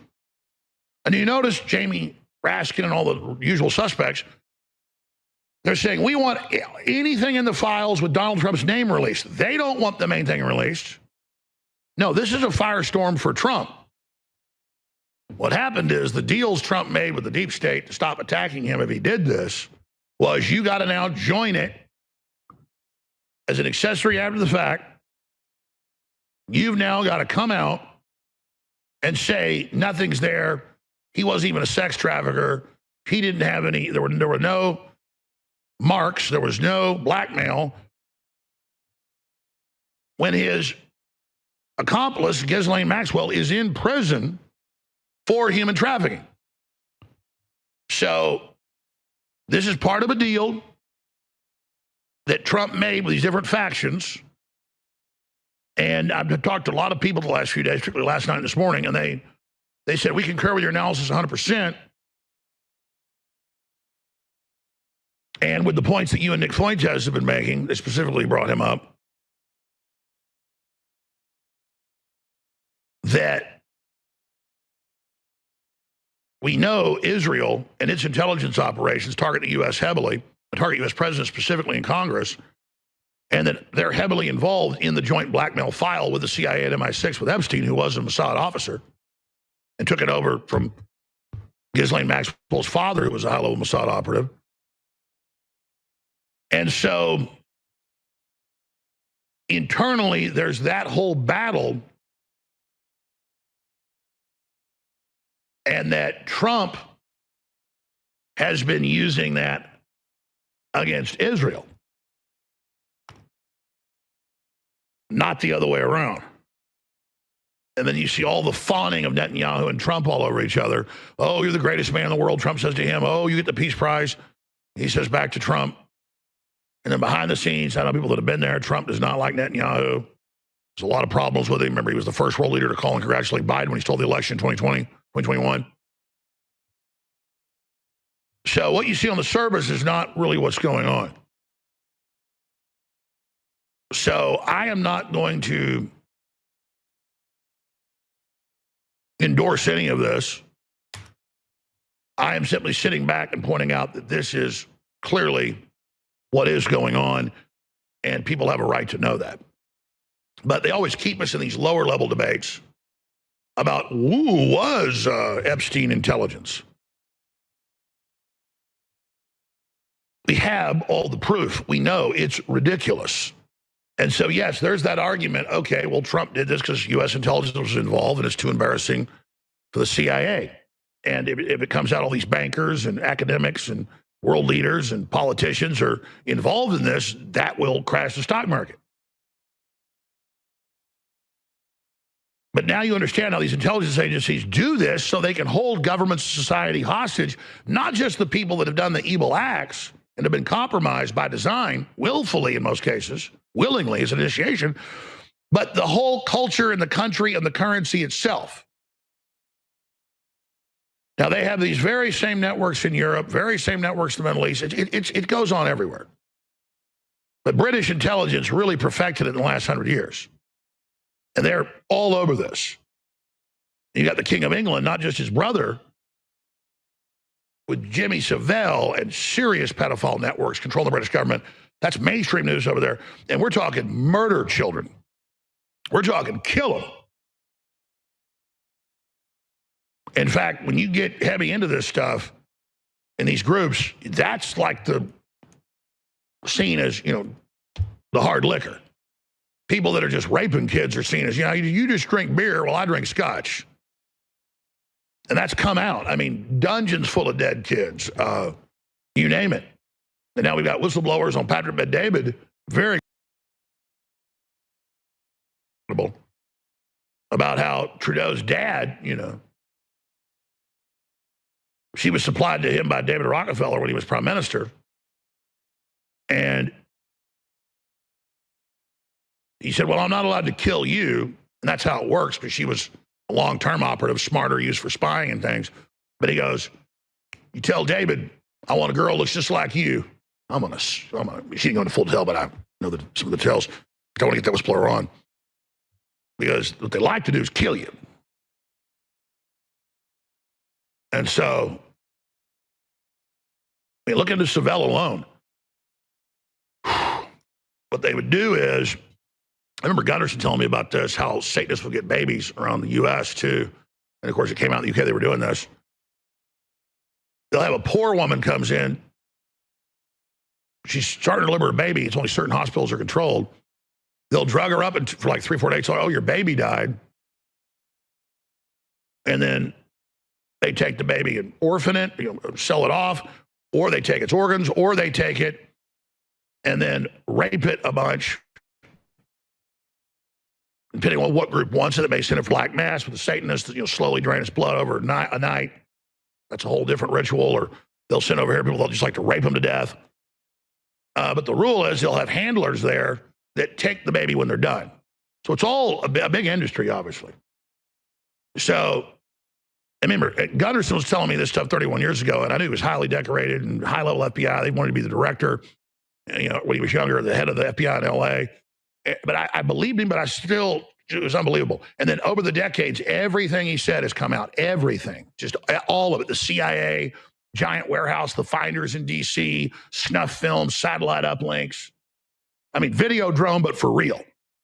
Remember in Videodrome, Cronenberg movie? James Woods is, starts getting into watching this weird channel on satellite of people being tortured. He thinks he's a TV executive. He goes, man, there's no budget, but I'm addicted. And it's really possessing him. Watching this, it's real murders he's watching. He doesn't know it. And then he finally unscrambles it with his technicians, and it's not coming out as, some place in Asia, Bangkok or no, it's coming out of Des Moines, Iowa. It's coming out of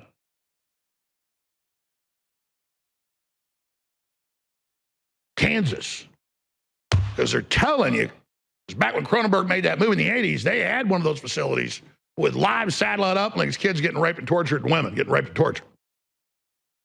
And I mean, you just, that even came out, but they shut it down. So imagine you're Trump and you're handed this, and everybody's like, oh, release it. And you saw Bondi. Well, this isn't Epstein raping kids, but it's hundreds of kids being raped. That's their new spin. Earlier she said, no, it's Epstein. She goes, and that will never be released. Well, of course you don't release it, but you indict the people, and then you show it to the juries, and then they give them the death penalty. So that's how this works, ladies and gentlemen.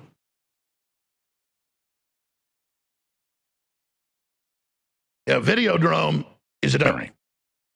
I just watched it again 2 weeks ago. It made me really freak me out. I was like, oh my God. Boy, Cronenberg knows a thing or two. Seen his new movie? We'll be right back. Stay with us. By and large, the things that you buy for like wellness or lifestyle or just like, you know, you don't want to feel like detoxification.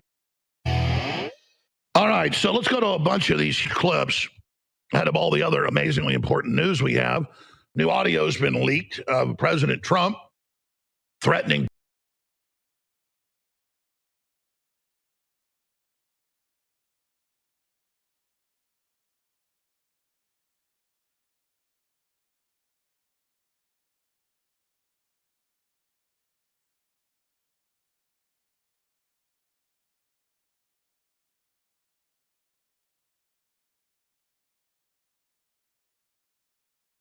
She's all over Substack. She writes the Red Letter Note. She's on YouTube with the Tara Palmieri Show. And she's an expert on all things Jeffrey Epstein because she did, I believe, not one, but 2 podcasts about Jeffrey Epstein, one being called Broken Jeffrey Epstein. And so obviously there's so much Jeffrey Epstein news now that the Justice Department has come out and essentially closed the case. So we wanted to get her take. Tara, what was your reaction to the Jeffrey Epstein memo? I think it was a cover your ass memo. I think this was a closed case memo. I think that's what Pam Bondi was trying to say. Nothing to see here. We're moving on from this. She has botched this case from the very beginning with her Bindergate and the classified document, classified, I say in quotes, documents, which were all public documents she gave over to right-wing influencers. And I think she realized, like, you have to take this seriously, this story, this case. And she has not. She sees it as a political weapon, a charade, and she's been buying herself time. That's what my sources tell me. And this was her way of dealing with it. A 4th of July memo basically saying there are no Johns, there was no blackmail. He didn't kill him. He wasn't killed. He killed himself. We're not going forward with anything else. Nothing to see here, people. Move on. I also think she probably felt some pressure from the boss who's been dragged into all of this. And by the boss, I mean Donald Trump, who's been dogged by it by Elon Musk. But I don't think she has any credibility on this topic. I think her credibility is about as little as a reply on a Reddit thread. So when they're saying, you know, there weren't any Johns, there weren't, you know, he wasn't blackmailing anyone, these various claims. I mean, how does that conflict with the reporting you've done on this case? I mean, I was just talking to law enforcement officials at a very senior level a few weeks ago saying, yeah, we have footage, we have videos, you know, we have pictures. We want to build cases against these very powerful Johns, but it's going to be really hard. I mean, we just saw the Diddy case. Prosecutors tried to stand up a case and they failed. And they don't like to do that unless they think there's a good chance that they'll win. Another wrinkle to all of this is that Epstein kept a lot of the young girls to himself, and a lot of the women that he trafficked to these friends of his, they were over 18. This makes it a little bit more complicated. I know from the victims that I've spoken to that their lawyers brought them into FBI headquarters to try to identify their bodies, their naked bodies with, you know, men over them. So we know that there are evidence, there's footage, there's documents. Even when there was the first raid on his house in 2005 for the first charge against him for sex trafficking. The police found tons and tons of surveillance in his home. So where do you think What do you think's going on here? I mean, I know as a reporter you're reluctant to speculate, but like, what is the motivation here for the Justice Department to close the case? I mean, just last week you were saying that your reporting showed that they were working on these cases, that maybe they're complex, maybe it takes a while, but there was interest in pursuing prosecution, and all of a sudden they're closing the book. Yes. And there's a bit of a rift going on between the FBI and the DOJ, I think, on this a little bit. And, you know, this is a political decision to close this case, is what I gathered from all of this. And I think most, prosecutions are political, but I think it's just become too icky and Trump is being dragged into it. And I think that's part of it. I also think that they have so far have no goods. Like, they haven't been able to actually provide anything. They haven't been able to put together a strong case, and they'd like to see it go away, but that's not going to happen. And also, they still can't account for that minute lapse in the 11-hour hallway video. Why not the cell? Why can't we see the cell? The evidence prior to it was showing he committed suicide. And what was on that, there was a minute that was off the counter. And what we learned from Bureau of Prisons was every night, they redo that video. It's old, from like 1999. So every night the video is reset, and every night should have the same minute missing. So we're looking for that video to release that as well, showing that a minute is missing every night. And that's it on Epstein. Yeah, well, let's get into the nitty gritty about that. I mean, what is going on with that minute lapse? I mean, it strikes me that if you're, I think the Justice Department just came out today and said, well, there's kind of always a minute lapse on that tape, which seems a little convenient. I mean, if you're a conspiracy theorist, I think that would be something to really latch onto, understandably. So it seems like a lot of the evidence we're seeing is not really that dispositive in the way that they want it to be. Yeah, no, it just doesn't add up. There's so much of it that doesn't add up. I mean, I always knew there wasn't a client list, but just the fact that Pambani said at one time, I have a client list on my desk. How can you believe anything she says from that point going forward? The DOJ may be releasing the list of Jeffrey Epstein's clients. Will that really happen? It's sitting on my desk right now to review. Ghislaine Maxwell's in prison for sex trafficking, right? To who? Right. Yeah. So I mean, talk about you mentioned you think Pam Bondi's really kind of made a hash of all of this. The Epstein binders debacle was such a mess. I mean, you're someone who's talked to the victims here. I mean, do you think the Trump administration has really made kind of like a weird spectacle of what should be a much more serious case? Yes, but they've always seen it as a political weapon. They weaponized this. They liked it. The conspiracy theories behind it. Oh, it's all Democrats on the list. Truth is that there are people from both sides of the aisle on that list, and not list, because it's not a list, but files. By files, I mean little black book where Trump has 14 numbers for him, or the flight logs where he's also listed, or just the files in general. There are a lot of people, a lot of Epstein's associates that are in there. Now, I've seen lists that survivors of Jeffrey Epstein have come up with and said, I was trafficked to these men.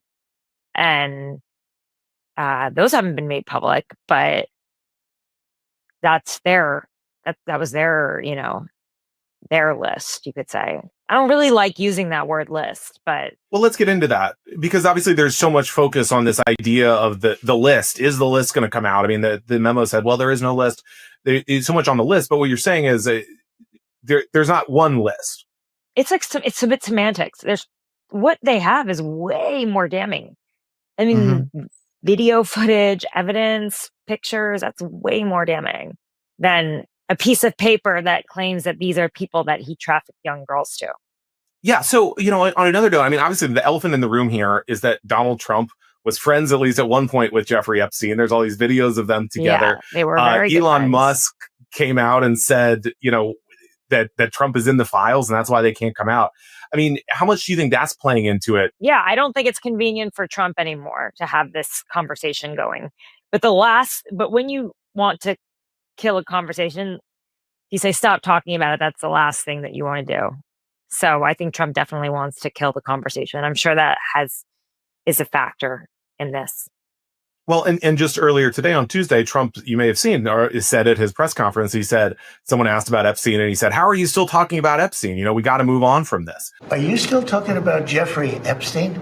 This guy's been talked about for years. What changed? I mean, it strikes me that that Trump and the administration was once very kind of gung-ho that, you know, we're going to find Bill Clinton or someone like that or in the files. And all of a sudden it's like, whoa, you know, why are you asking about Epstein? Because it was turned on him. So where do you think this goes next? I mean, do you think obviously the Justice Department says it's over, but there are members of Congress, you know, I think including some Republicans who have said they want more, you know, who knows? I mean, what do you think? Is it over or do you think there are some more beats to come? I hope it's not over. It'll be up to Congress too, right? To really push for it. And yeah, I think, I mean, I hope it's not.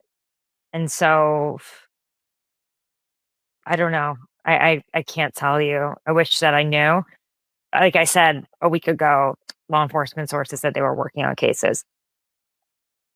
So did that surprise you then when the memo came out that I mean, you were getting the reporting as just a week ago that, you know, this was still a live issue and suddenly they're saying it's all over?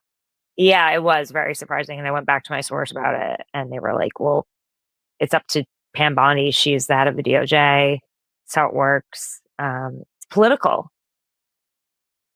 So really political. And they see it really as Pam Bondi having botched the case all along. And because of that, you know, that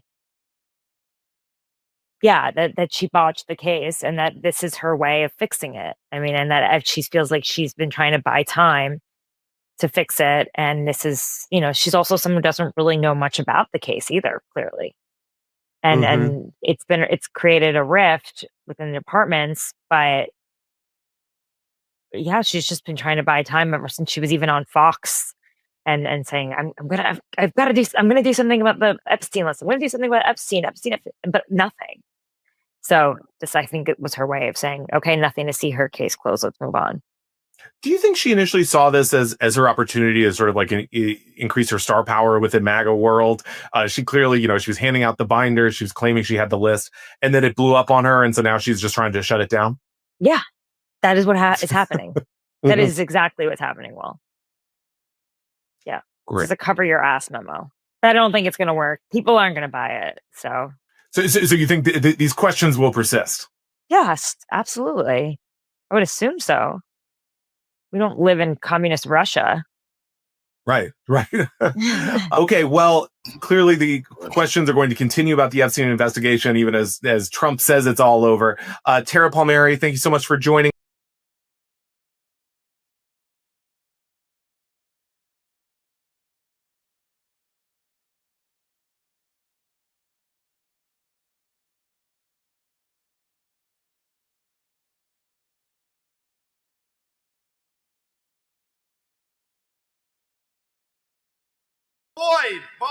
Boy.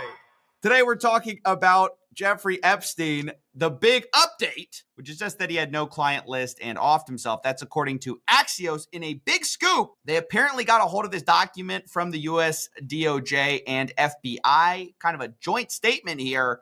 We're going to go through it. They say, as a part of a commitment to transparency, the Department of Justice and Federal Bureau of Investigation have conducted an exhaustive review of the investigative holdings related to Jeffrey Epstein, sort of a relook at the evidence, if you will, and they come to some very interesting findings. And it's interesting in that it's contrary to what a lot of what they've been saying all along. And that's what's kind of the problem here. For the last few months, we've been teased along with these statements about, you know, oh, we've got the client list. The DOJ may be releasing the list of Jeffrey Epstein's clients.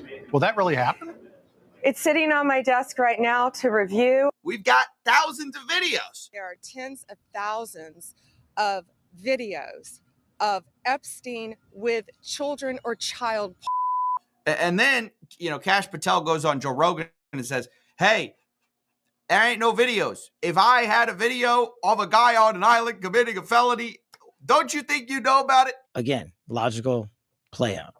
If there was a video of some guy or gal committing felonies on an island, and I'm in charge. Don't you think you'd see it? So already seems like a bit of a contradiction. Now, Joe Rogan even tries to give him the out, like, oh, maybe you don't have it. And he's like, no, we're giving you everything. If you have access to it. If I have it, period. Right. If I have it. Right. If you have it. Right. But you can't say that you have it. No, we're giving you everything we have. So far. Everything we have so far is. Have you guys gone over all the video that's available? Yeah, that's what I'm telling you. That's what takes so much damn time. And so there already was a wedge with what we were sort of told we're going to get versus then they come out and say, hey, nothing to see here. And today is a little bit more of that. It's a little bit more of the finger wagging at the conspiracy theorists, which is ironic given that both Kash Patel and Dan Bongino, who have now come out saying there's nothing to see here, guys, were saying, oh, there's a lot to see here before they got in. Who killed Jeffrey Epstein? This doesn't look right. It doesn't look like a suicide. It's unbelievable. The guy killed himself. Now, maybe that's because they did a deep dive and they're just being honest with people. Again, you want me to get, I've seen the whole file. He killed himself. But I think you deserve criticism if you're going to engage in this type of conspiratorial thinking and then when it's convenient for you, you expect the trust of the people.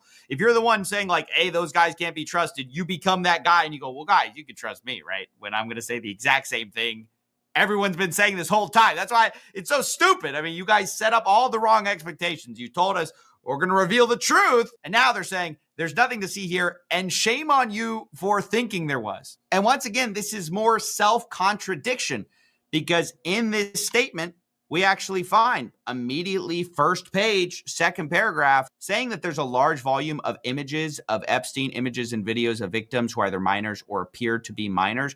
My question is, there's no one else in this statement. They admit that Epstein harmed over 1,000 victims. So you got 1,000 people, either some form of evidence that he harmed. Nobody else was involved. Epstein's around the most powerful people on the planet. 1,000 victims. No, nobody else. There's images and videos. Apparently, that's what they say. Nobody else is on camera, right? Because otherwise, that would mean that the FBI director went on Joe Rogan and told a lie, told a little fib. If there was a video of some guy or gal committing felonies on an island and I'm in charge, don't you think you'd see it? But he says he's going to get the evidence out.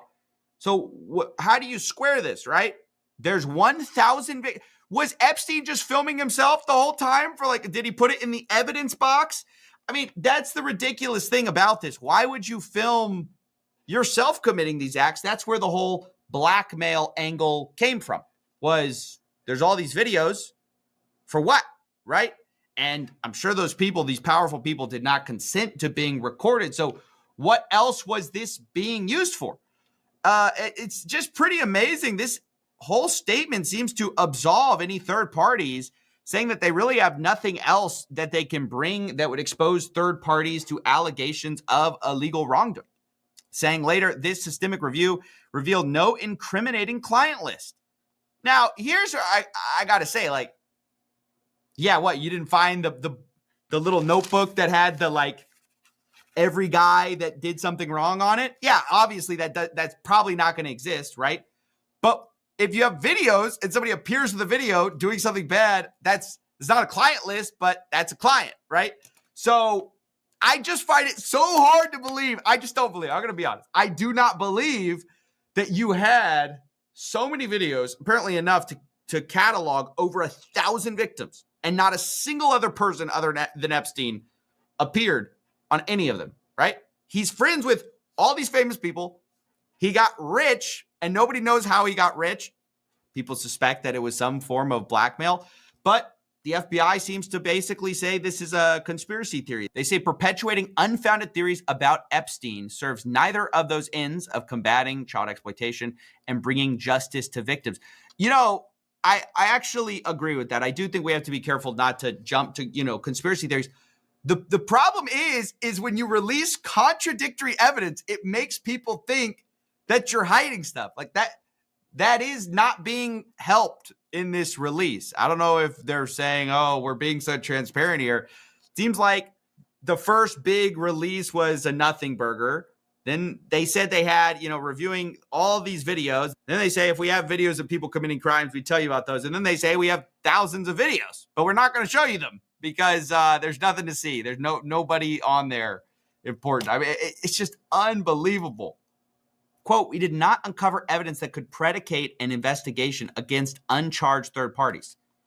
In other words, there's nothing we found that would be useful for a future investigation.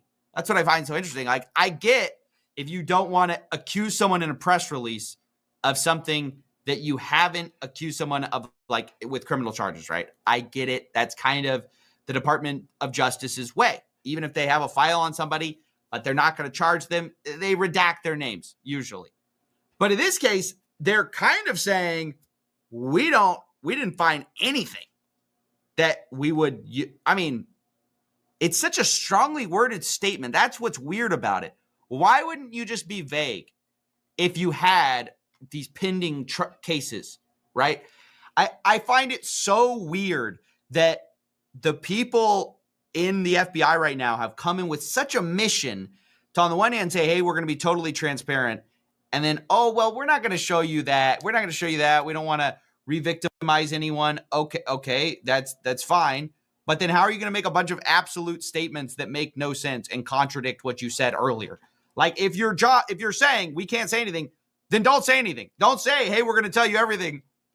Well, we actually cannot. We can't actually show you. And that kind of overconfidence extends to also their pronouncement about, hey, there's nothing to see here as far as the death of Epstein, because they don't really show much new here. We knew that this footage of the common area existed. Basically, they showed 10-hour footage of the common area during the time at which this all would have happened, Epstein's death. And so this is supposed to be like the absolute bulletproof, to show everyone that, oh, there's no way that someone could have gotten in here. But this is not actually Epstein's door. So, I mean, I don't know the exact layout of the prison. I'm not going to pretend to know everything there. But this is no more proof than we already had. We already knew this existed. The questions were about all the security malfunctions of the much more important cameras than just the common area. I'm not sure how a 10-hour video of a common area definitively proves anything new. That's what I'm saying. You can't come in and go, hey, we got this bombshell. It's what you already knew, right? That doesn't make sense. And also, we've confirmed there's over 1,000 victims. Don't know who by. I mean, like, only Epstein? Really? Look at the charges of Ghislaine Maxwell. I mean, it's insane. Are we saying they were all to Epstein? Every single one. Over 1,000 only for Epstein. The way he got his money, we have no idea. It doesn't make sense. So yeah, an incredibly frustrating day for anyone who is expecting anything new from this, administration coming in saying they were going to clean house, get rid of the corruption, fight for truth, release the truth. You're not gonna catch me hiding a guy on an island, right? And so I don't know. I was kind of stunned to see this report. I just thought, if you're going to say this, which again doesn't really say anything new, only it's kind of like a backhanded, hey, stop being such a conspiracy theorist, guys. That is what I find strange. Just the absolute over-promising and under-delivering. I mean, again, if you're going to open source everything, okay, that's fine. If you're not going to open source everything, you're going to say, hey, we got to protect people. Fine. Don't make a bunch of pronouncements and don't deliver on them. Just kind of a complete self-own here. But it's also what you get when you say for years that the deep state is hiding something and then you become the deep state.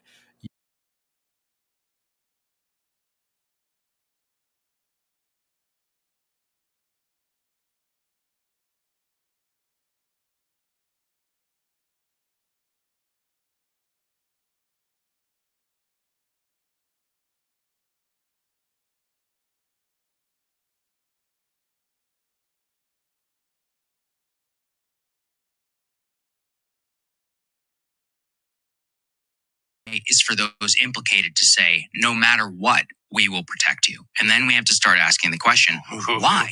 As in, what is the purpose of this entire thing? Why does it matter that it happens right before the Israeli prime minister comes to Washington for the third time? So here's an interesting take. Our friend James Lee, who we should have on the show. I keep forgetting to invite him on. We should have him on. He does great work. So Tucker, and here's another clip from Tucker Carlson, and Sagar and Jetty comes up with a great theory on why they're lying. So everybody knows they're lying. Everybody knows that Dan Bongino, Pam Bondi, and Kash Patel, and Donald Trump, and they're all lying about Epstein. They know this now. Everybody knows. And so why? So why would they tell a lie that they know everybody knows is a lie? And Sagar has a great theory. Here it is. You have to listen to this exchange between Tucker and Sagar because they expose the exact purpose why the Trump administration has to cover up the Epstein files. The whole thing that this tape shows he didn't kill himself is like a joke. But worse than that, it's a joke that we all get. Like, they're not fooling anybody. So I feel like we're at a dangerous point now. Yeah, I agree, because the lie is more the lie at this point is not even part of trying to convince any of this is true. Yes. The lie is a signal to everybody else involved in the scheme that to the ultimate ends, the United States government will go to protect all of you. Yes. And that's the for Man, what is that smart. purpose? Can you say that again? Okay, Yes. so I'm sorry, it's a signal. The lie is not for you and me. The lie is for those implicated to say, no matter what, we will protect you. And then we have to start asking the question, why? As in, what is the purpose of this entire thing? Why does it matter that it happens right before the Israeli prime minister comes to Washington for the third time? So let me bring in Nick. Nick, do you agree with that theory? And take it from there. I definitely think that's part of it. Our system, as I said earlier, and I think that you understand, is rife with blackmail. Rife with blackmail. There was a Senate or a Tennessee federal representative named Tim Burchett who came out last year and said, my colleagues are being caught up in honey traps. This isn't just the KGB. This is happening in America. And what is being protected is powerful men, but what is also being protected is an entire political system. That's the main thing that I think that these guys would be willing to throw some of them to the wolves. Ghislaine Maxwell was thrown to the wolves, but they're protecting a political system. I saw the exact same thing in the Franklin scandal. The Franklin scandal and the Epstein scandal are very, very similar. And when that memo, it's a strange memo that came out on Sunday night, and it wasn't signed by anybody. No one was going to take the fall for signing that memo. But the New York Times, if we wanted indictments, we could get indictments tomorrow. The New York Times had an article in 2019, and it named 6 of Epstein's pimps: Ghislaine Maxwell, Sarah Kellen, Leslie Groff, Adriana Ross, Nadia Marcinkova, and Hallie Robson. The New York Times named those pimps. They called them procurers, but they were actually pimps. So if we really wanted justice, we could indict those pimps on multiple counts of child trafficking, and that's a heavy sentence in the federal system. That's 15 to life. You get Sarah Kellen or Leslie Groff or Adrian or Nadia Marcinkova, you have them look at 10 lifetimes in federal prison, and they're going to roll over on the perps. This could be done. We could start indicting people tomorrow, just with that New York Times article that came out in 2019. Our entire government falls apart if they tell the truth about this, is what it boils down to. And if you read Kathy O'Brien's book, I keep telling everybody to read, you could hear George H.W. Bush and all them talk about what they're doing. By the way, that we just had that Juliet on, that doctor, talking about how they disclosed they really did this. And I didn't even notice. I'm obsessed with it. 2024, they disclosed this is a real program. MK Monarch, often, all those awful things, which Bush is a part of and is definitely connected to the Franklin scandal. They get away with it every time. Reagan had an Epstein named Alfred Bloomingdale, the Vicky Morgan tapes, and nothing happened. Of course, they think they can get away with it. They always do. Well, go ahead. Go ahead, Jimmy. No, you go ahead, Nick. And we have to stop them. A government that covers up child trafficking, in the very least, is aiding and abetting child trafficking. And we would never trust an individual who is aiding and abetting child trafficking. So how can we even begin to trust our government? That's a great point. That's committing these heinous crimes. I mean, and we have to, as Americans, we have to draw a line in the sand, and we have to take back our government. And I think that can be done. Some people might think that I'm deluded, but actually, I think it can be done.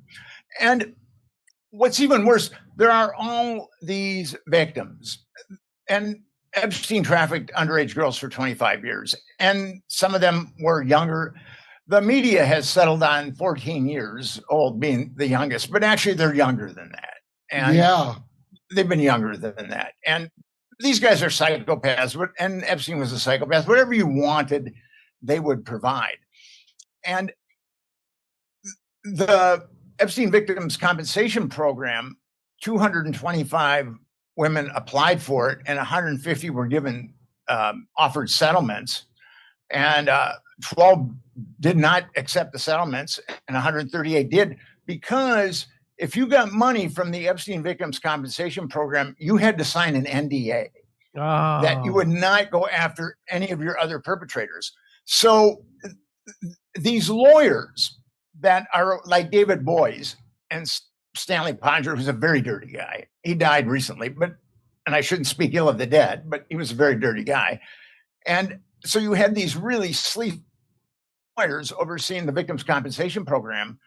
And I've been involved in the child trafficking field for a number of years, and I've spoken at a number of conferences. The National Center on Sexual Exploitation has a global summit every year. I've spoken at 3 of those, and I've gotten to know a number of therapists that work with kids or kids that had been sexually trafficked. And I've talked to 2 of them, and one of them is an eminent psychologist. I mean, she's really eminent in this field. And I talked to another therapist who's a very good therapist, and they told me that they were counseling Epstein victims that had been trafficked when they were under 10 years old. And they helped those kids try to get a settlement from the Epstein Victims Compensation Program, and the Epstein Victims Compensation Program wouldn't give them a settlement. And they really feel it's because their clients were under 10 years old when they were trafficked. And that goes against the mainstream narrative. And the mainstream media has been as guilty with this as the government, to tell you the truth. You have to control them too, or how could you run a massive child trafficking sex network if you don't control the major outlets? And they're all part of the CIA. It's all intel. They're all the same thing. They call it, what do they call it now? The rules-based post-World War II order. The New World Order, the thing Poppy Bush used to talk about. That's what they're all together on. They said it. It's not secret. So let me just see what else James Lee has to say here. A lot of noticing going on in that last part, and the timing of that, definitely not a coincidence. I mean, it's basically undeniable at this point that this story is about intelligence, specifically Epstein's ties to a certain foreign intelligence. And that's why we have to keep asking about Epstein, because our national sovereignty is literally at stake here.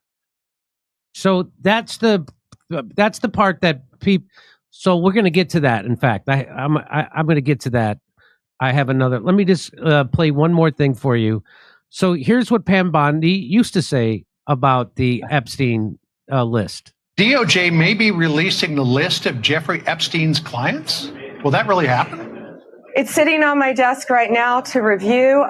That's been a directive by President Trump. I'm reviewing that. I'm reviewing JFK files, MLK files. That's all in the process of being reviewed because that was done at the directive of the president from all of these agencies. So have you seen anything that you said, oh my gosh?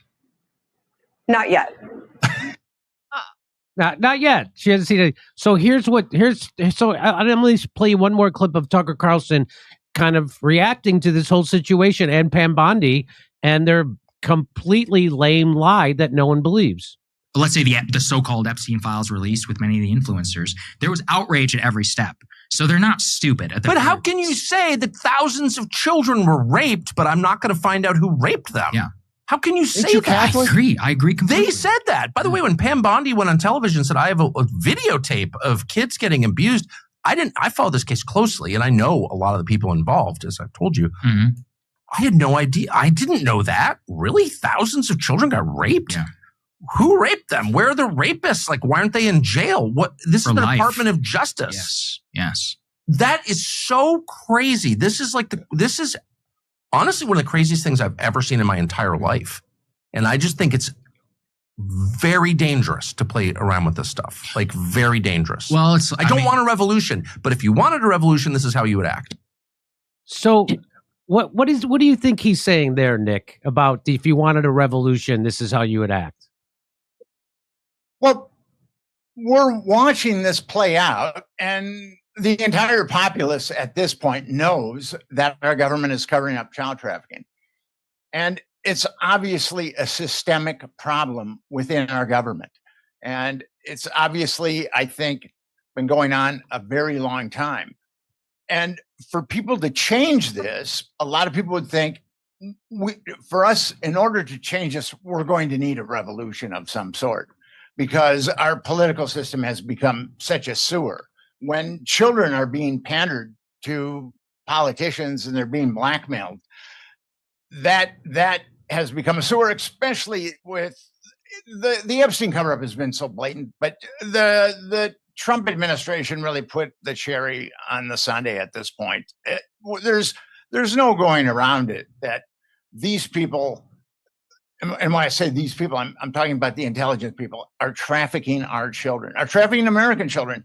Yeah. And a lot of people think that it's Eastern European children or Mexican children, South American children.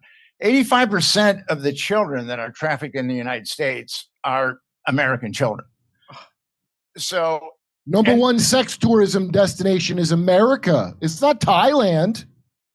And from the perspective of survivors, this is why we have to fix it. According to the Centers for Disease Control, 25% of underage girls and 5% of underage boys have been molested. And a lot of people in the field think it's slightly conservative for girls and way too conservative for boys. But if you just take those numbers, that's over 50 million Americans that have been molested as minors. And if you dig into these numbers a little bit more, the Department of Health and Human Services have commissioned a report that found that 240,000 to 325,000 women and children are trafficked every year in the United States of America. Now, here is where the problem is. I mean, that's a huge problem, but according to the 2023 Federal Human Trafficking Report, only 664 individuals were charged with child trafficking last year. So you've got millions of Americans that have been molested, and then you've got millions of Americans that have been trafficked, and last year 664 individuals were charged with child trafficking. And you've got millions of hours of child abuse material on the internet, and last year 1,375 individuals in the United States were charged. And this is where the rubber meets the road, because we've got millions of child sexual abuse victims in the United States. And if we allow the Justice Department to be unresponsive to victims in the Epstein case, a proven trafficking case, that sends a message to millions of victims that they have no voice and they will never have a voice and they have no hope for justice. And that's why this has to be fixed for a number of reasons. It has to be fixed because our government has turned into a cesspool, but it has to be fixed for these survivors so they can feel that they have hope and they can have a voice. Yeah, most of the people, a huge number, the numbers are crazy high. Barry Crimmins, when I went to him, and Barry was the guy that got AOL to stop their 3 strikes and you're out system for CP. Yeah, for to go testify in front of Congress. Bobcat made that documentary about it. The numbers are crazy. Think of the ripple effects through society just from that. just the sheer amount of crimes and other awful stuff, that's all because of that. It's a major thing. And then they're going to have like another Me Too or something. And then when you say, hey, kids are getting trafficked, that's a conspiracy. Even though it's the same, they're going to go watch a true crime documentary on Hulu about how every single institution ever has done this. Nickelodeon, Disney, did people ever put that together when they watch this ghoulish true crime, that every institution you ever heard of is deeply involved in this? All right.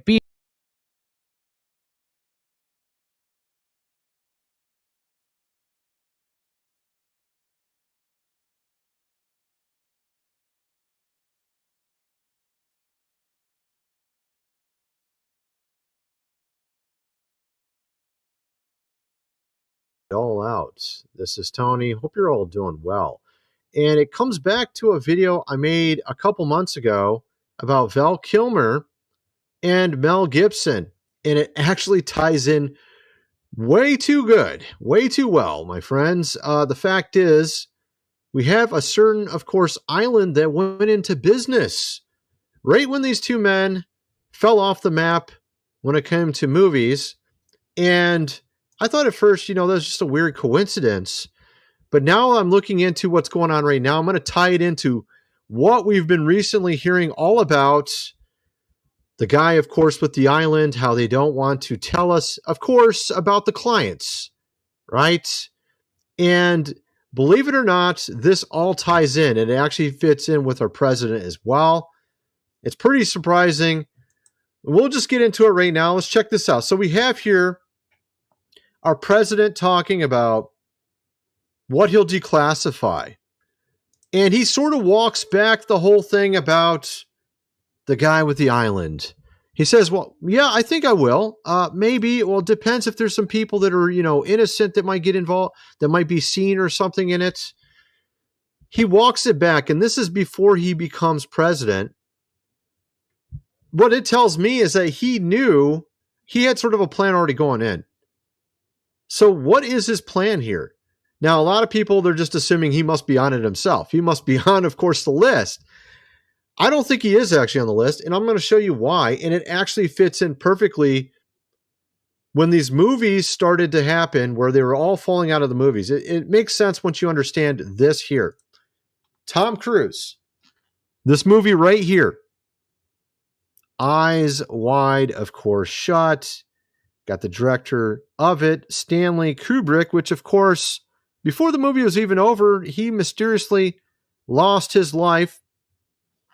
Kind of strange. Of course, they wanted him to add, I can't talk for some reason. They wanted him to add some parts to the movie, which he didn't want to do. And then strangely, of course, he died before the movie was even done. And of course, what is that movie about? Well, it's kind of similar actually to the story we're talking about in the news currently. Matter of fact, they even say it is directly related. I saw this a couple posts on X about this, tying it in from some people in the know, saying this movie is directly related. Now, Tom Cruise was in that movie, of course, and obviously a number of other actors and actresses, Nicole Kidman. But, of course, you remember Tom Cruise also was in Top Gun with Val Kilmer, and Val Kilmer from there was actually no longer allowed in movies, at least big budget movies, pretty much not able to get a part. Check this out. Yeah, I'm kind of blacklisted. I haven't gotten a studio job in 15 years. So you feel in a way that you are banned from the... No, not in a way. You are? Yeah, I think. Yeah, he just flat out says, yeah, I am. And he's actually very serious. You can see it on his face. Of course, he was able to get into this latest Top Gun movie. Tom Cruise got him in it, right? What's interesting about all of this, we're going to get into it, like I said, as we keep going. We have here, I have sort of a theory. I've been going through all the different theories people have on what's going on here. Why won't he just tell us what's on this list? Why not? Well, if you start looking back, apparently our president was friends with this guy way back in the old days. So let me explain this, because when you start looking to all of this, it gets very confusing if you can't parse through all of it. So I'm going to kind of parse through it and tell you what I think is going on. So here's this audio clip of Michael Wolff talking to, of course, Jeffrey and asking him about our president. Check this out. So how do you know this? So it said right there, I was his closest friend for 10 years. When did their friendship fall out? Around 1998. When did that movie come out that I showed you a minute ago? 1999. When did that island start to go into business? 1998. Let me show you this. Right here. Okay, so let me explain what's going on here. So I think what happened is our president was friends with this guy for a decade. Then he found out what he was going to do. Okay? They were going to use, of course, this island to, well, we all know what it was, right? Get him on, of course, tape, all this kind of stuff, use it against them. And I think there's a number of actors and actresses that refused to do this, to go along with the plan. I think our president didn't go along with the plan either. This what Diddy mirrored his operation after. Diddy absolutely met Jeffrey Epstein and is in a picture with one of Jeffrey Epstein's young 14-year-old girls at one point. The girl put that picture out during the Diddy trial. Probably felt betrayed by his friend, or at least he thought he was his friend. Then, this is just how I'm seeing it, because there's a lot of ways you can parse this. If he was on that list, we would have found out about it, I believe, 10 years ago. He would have never became president, ever, I think. They would have used that against him. That's the entire point of the island, okay? Is to stop things from happening they don't want to happen. So if he was there, they would have used it. You see what I'm getting at now? So I don't think that's what it was. I think he was one of the people, like Val Kilmer, like Mel Gibson, who was against it. Now, the question is, why won't he release it now? I have a few theories on that too. Now, like I said, we're going to get into all of this. I'm trying to go through it in a sort of a certain fashion. It's a little tricky. Now we have here Victor Davis Hanson gives his explanation why these files are not public. Beck asked him, "What do you think this is really about?" Hanson replied, "I think it's pretty clear now that Jeffrey, of course, has no talent other than pretty much blackmail, meaning that is most likely, quote unquote, an asset for one or more of these. We're talking intelligence. Okay? And so that makes perfect sense to me. Okay, it makes perfect sense because we looked at the other things that were released. We're talking JFK, and it's pretty obvious that there was a certain country on that. There's actually two countries that were circled. They said, we don't have a problem you releasing this, just don't mention these two countries. And one of those countries, of course, is in the Middle East. And I think you know which one it is. Okay? Now, what we have here is a conundrum. I think our president wanted to use this against them. Meaning, so one of the theories is he's against it, but at the same time, he was convinced, this is my theory, he was convinced to just hold it against them. I got the goods. I can release it at any moment, anytime, if you guys do anything I don't want. Okay? Meaning he was able to stop them from continuing to do these practices by holding this evidence against them. This is my theory of what he's doing. This is one theory. Of course, there's other ones as well. But I think this one makes a lot of sense. There was another one that made some sense too, because there's actually a number of them. So I don't think he was on the list because of the fact that he literally campaigned on this whole thing. and because he stopped being friends with the guy right when this whole thing started. And of course, he had talked about releasing it for numerous, they pretty much promoted it everywhere. Now, there is another theory that maybe this is a way to get a little time for when they want to release it. That's another factor. And another one is he's just simply protecting, of course, the intelligence, groups. So there's 3 of them right there. So either he's just protecting them, which I have a hard time believing, unless he's using it as a way of saying, look, if you ever do anything again, it's dropping. Everyone's going to find out everything you guys did. Okay? Or maybe he wants to use it selectively, where somebody doesn't do what he wants, it releases on that person.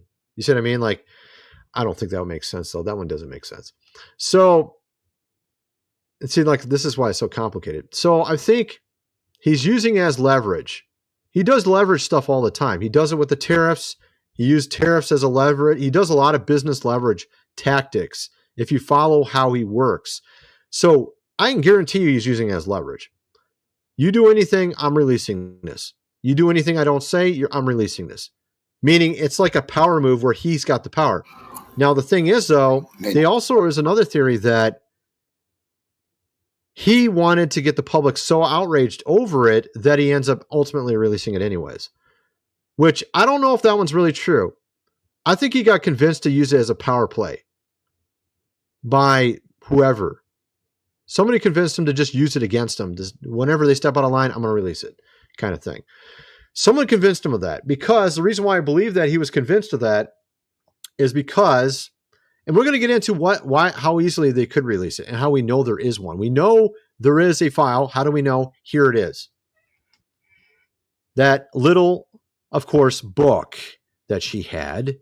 Who had? His associate. This lady right here. She had a book, and it got sealed in the court case, and it has all the clients in it. It's sealed, but it could be unsealed by, of course, the FBI.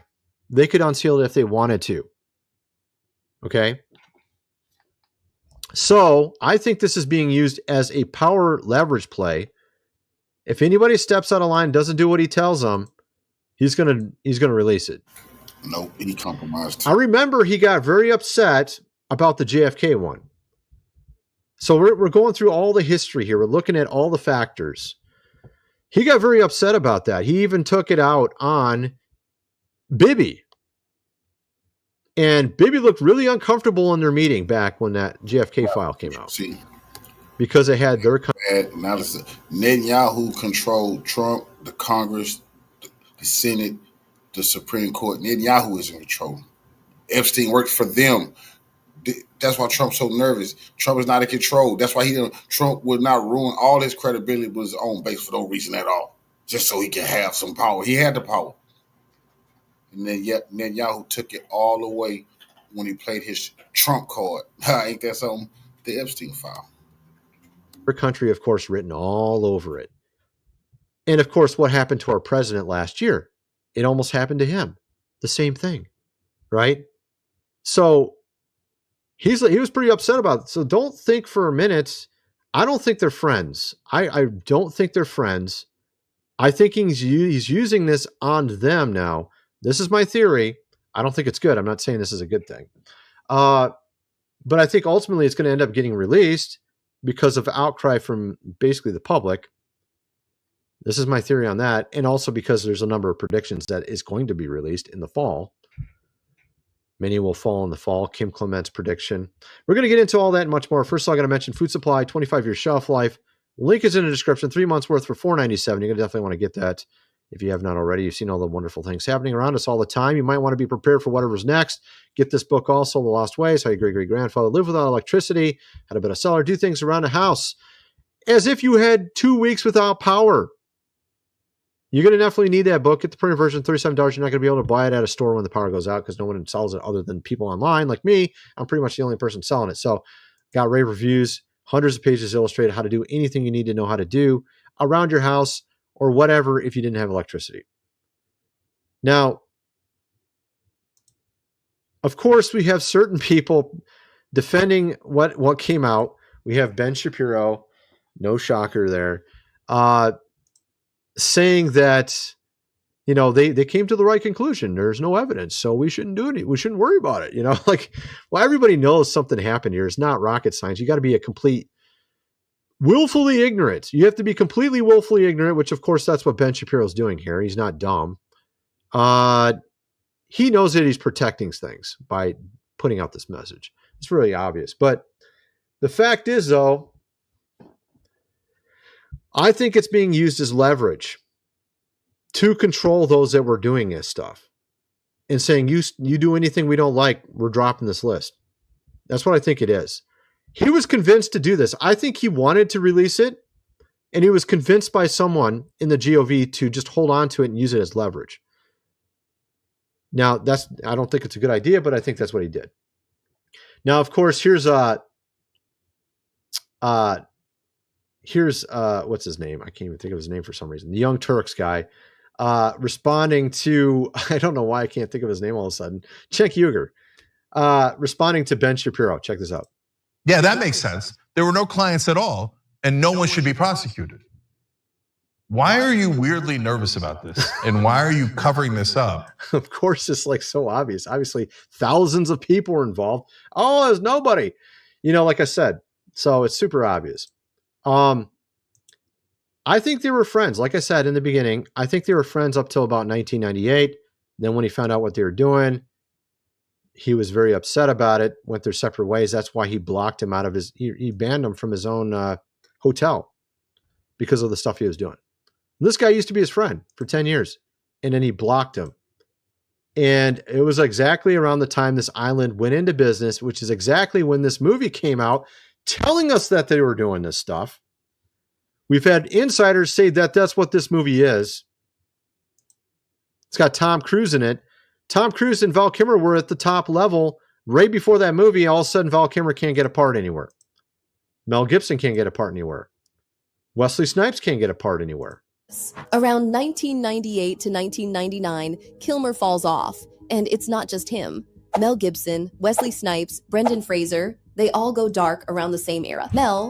So, of course, with regards to Wesley Snipes, he ends up going to prison for tax evasion when he swears up and down it was his CPA that stole from him. Goes to prison anyways, right around that time. A little bit after that. You could take Wesley out. Put Chris Tucker in his place. Chris Tucker got sucked into this whole thing by riding on the airplane with Bill Clinton, allegedly going to do charity in Haiti and Africa. But everybody know if you got on the Lola Express, that's a flying massage parlor. Those are trafficked young girls giving those massages on that plane.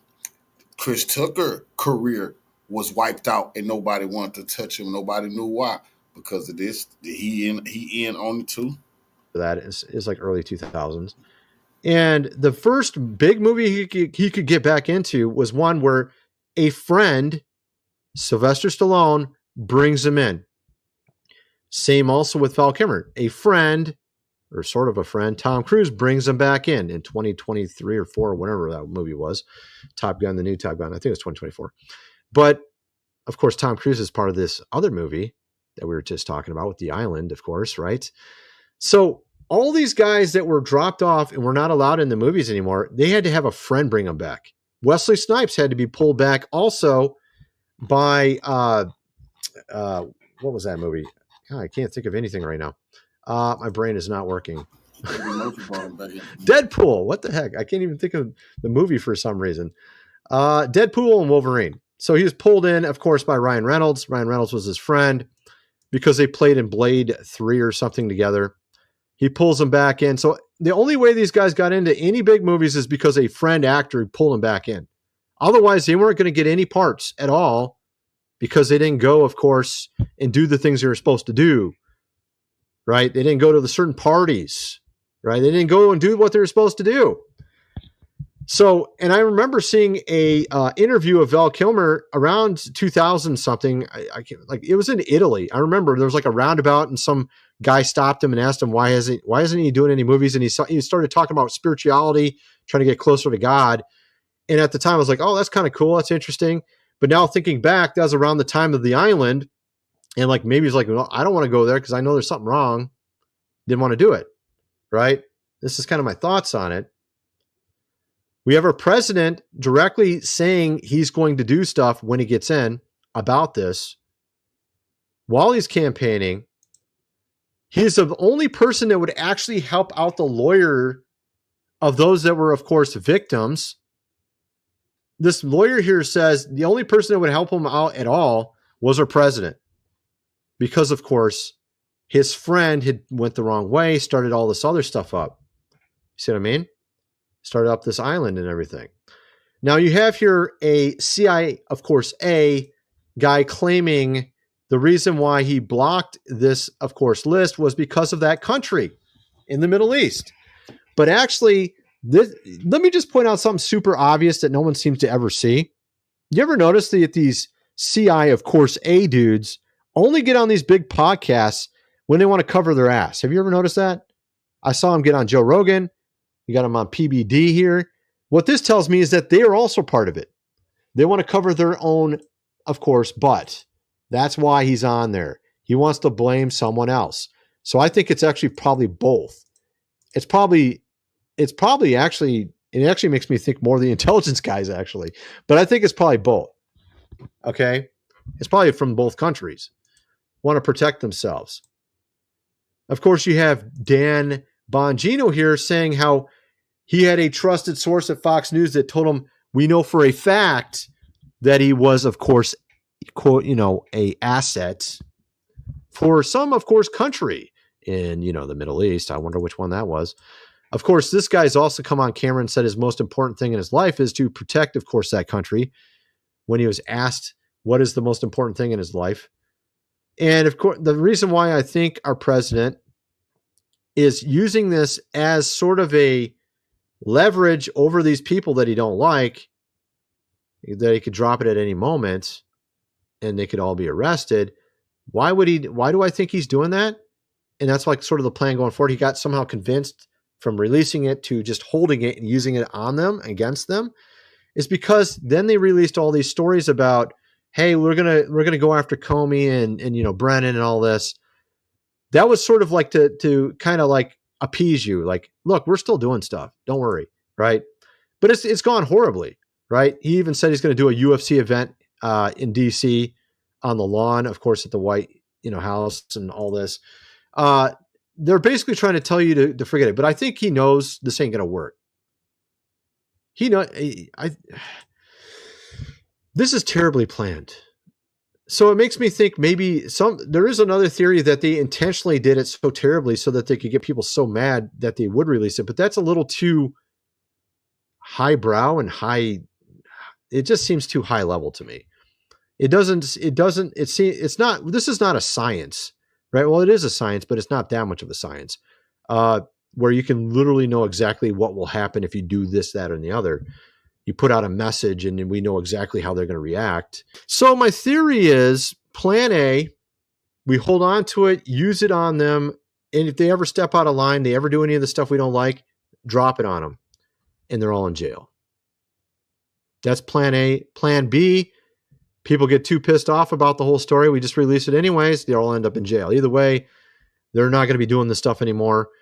I think this is a really bad move, though, for him to even go with this plan A, because you need to have justice, period.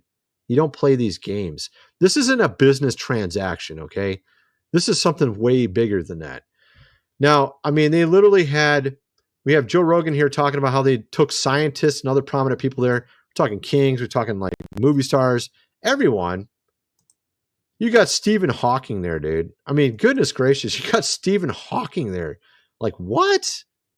What? Yeah, apparently. You have, of course, Billy Boy, the computer guy, Gates, went there. What a shocker. His wife leaves him over it, of course, when she finds out. I wonder why she left him. Oh, because there's nothing happening there. They just, give me a break. Of course, so this is just kind of my theory on the whole thing. We have, of course, a number of prophets predicting how all this year would play out. Kim Clement died almost a decade ago. His prophecies are all coming true now. He had one saying RFK would join our president, and he said this in 2014 before he even became president. He said that he would become president, and then one of the Kennedys would join him. How did he predict that? Over a decade ago. So he's predicting this year. He said July is strange July to hypnotic November. Is this a strange July? I think it's pretty strange what's going on currently. We have, of course, also a number of other things we have here. This is kind of interesting as well.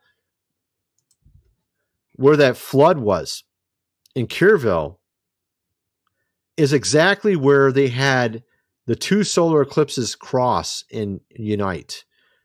Right where they crossed is exactly where it's at. Not only that, but there is a cross there that is 77 foot and 7 inches tall in that exact location as well.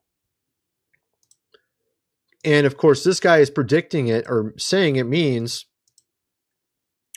it's like the water breaking and a new rebirth for our country, because we're seeing the beginning stages of the birth. Now, the birth would be, they're saying in the fall, many will fall. This is what Kim Clement said.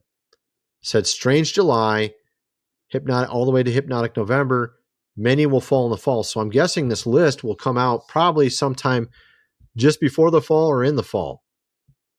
This is kind of the impression I'm getting. Or maybe it'll actually be sooner than that. Maybe it'll be right now, and it just takes months for that to all play out, and all these people get arrested and then, fall, I guess you would say. It could literally come out now or soon here, and then it just takes months of trials or whatever to finalize it. It could be that as well.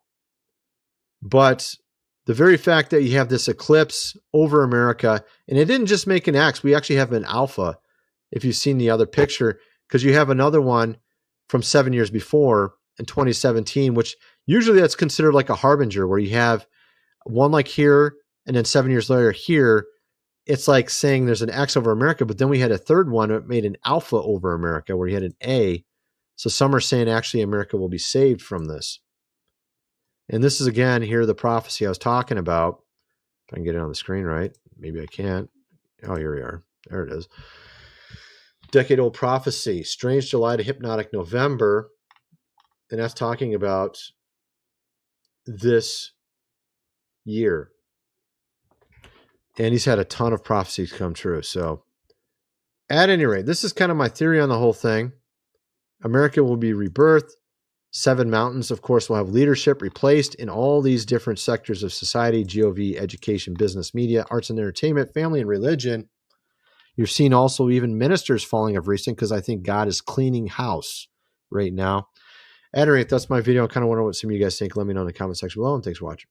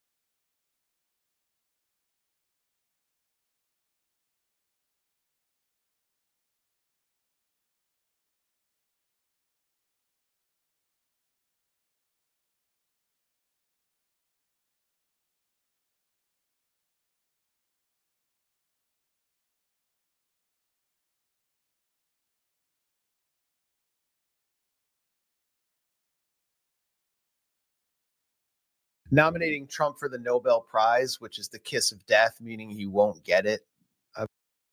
Prime Minister Netanyahu's visit to Capitol Hill. He spent a day in the White House, was there for 2 days, actually, and some time on Capitol Hill in the Capitol meeting members of Congress. Was this about his domestic political needs and photo ops that will help him?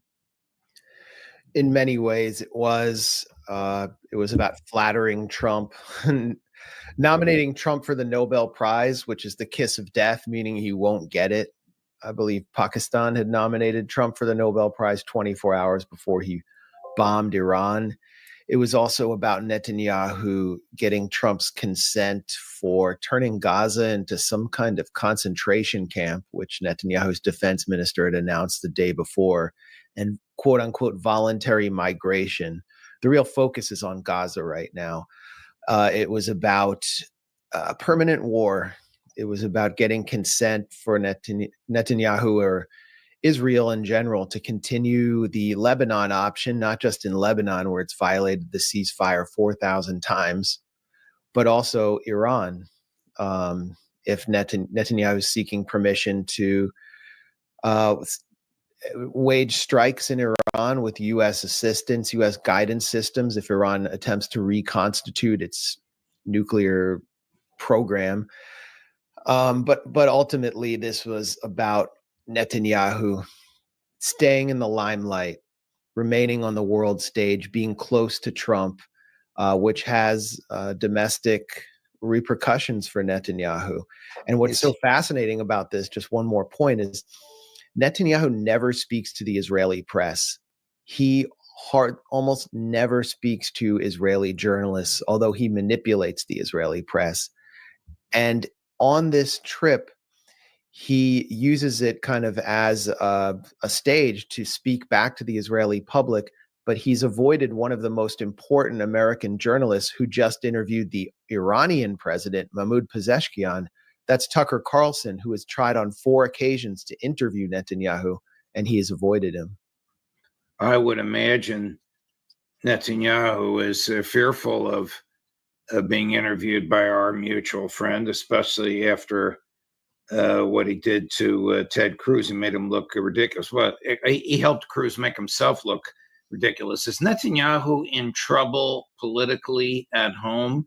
Do the Israeli people blame the destruction of 1/3 of their country on his ill-guided attack on Iran? Well, the Israeli public supported that attack on Iran, and so did the opposition.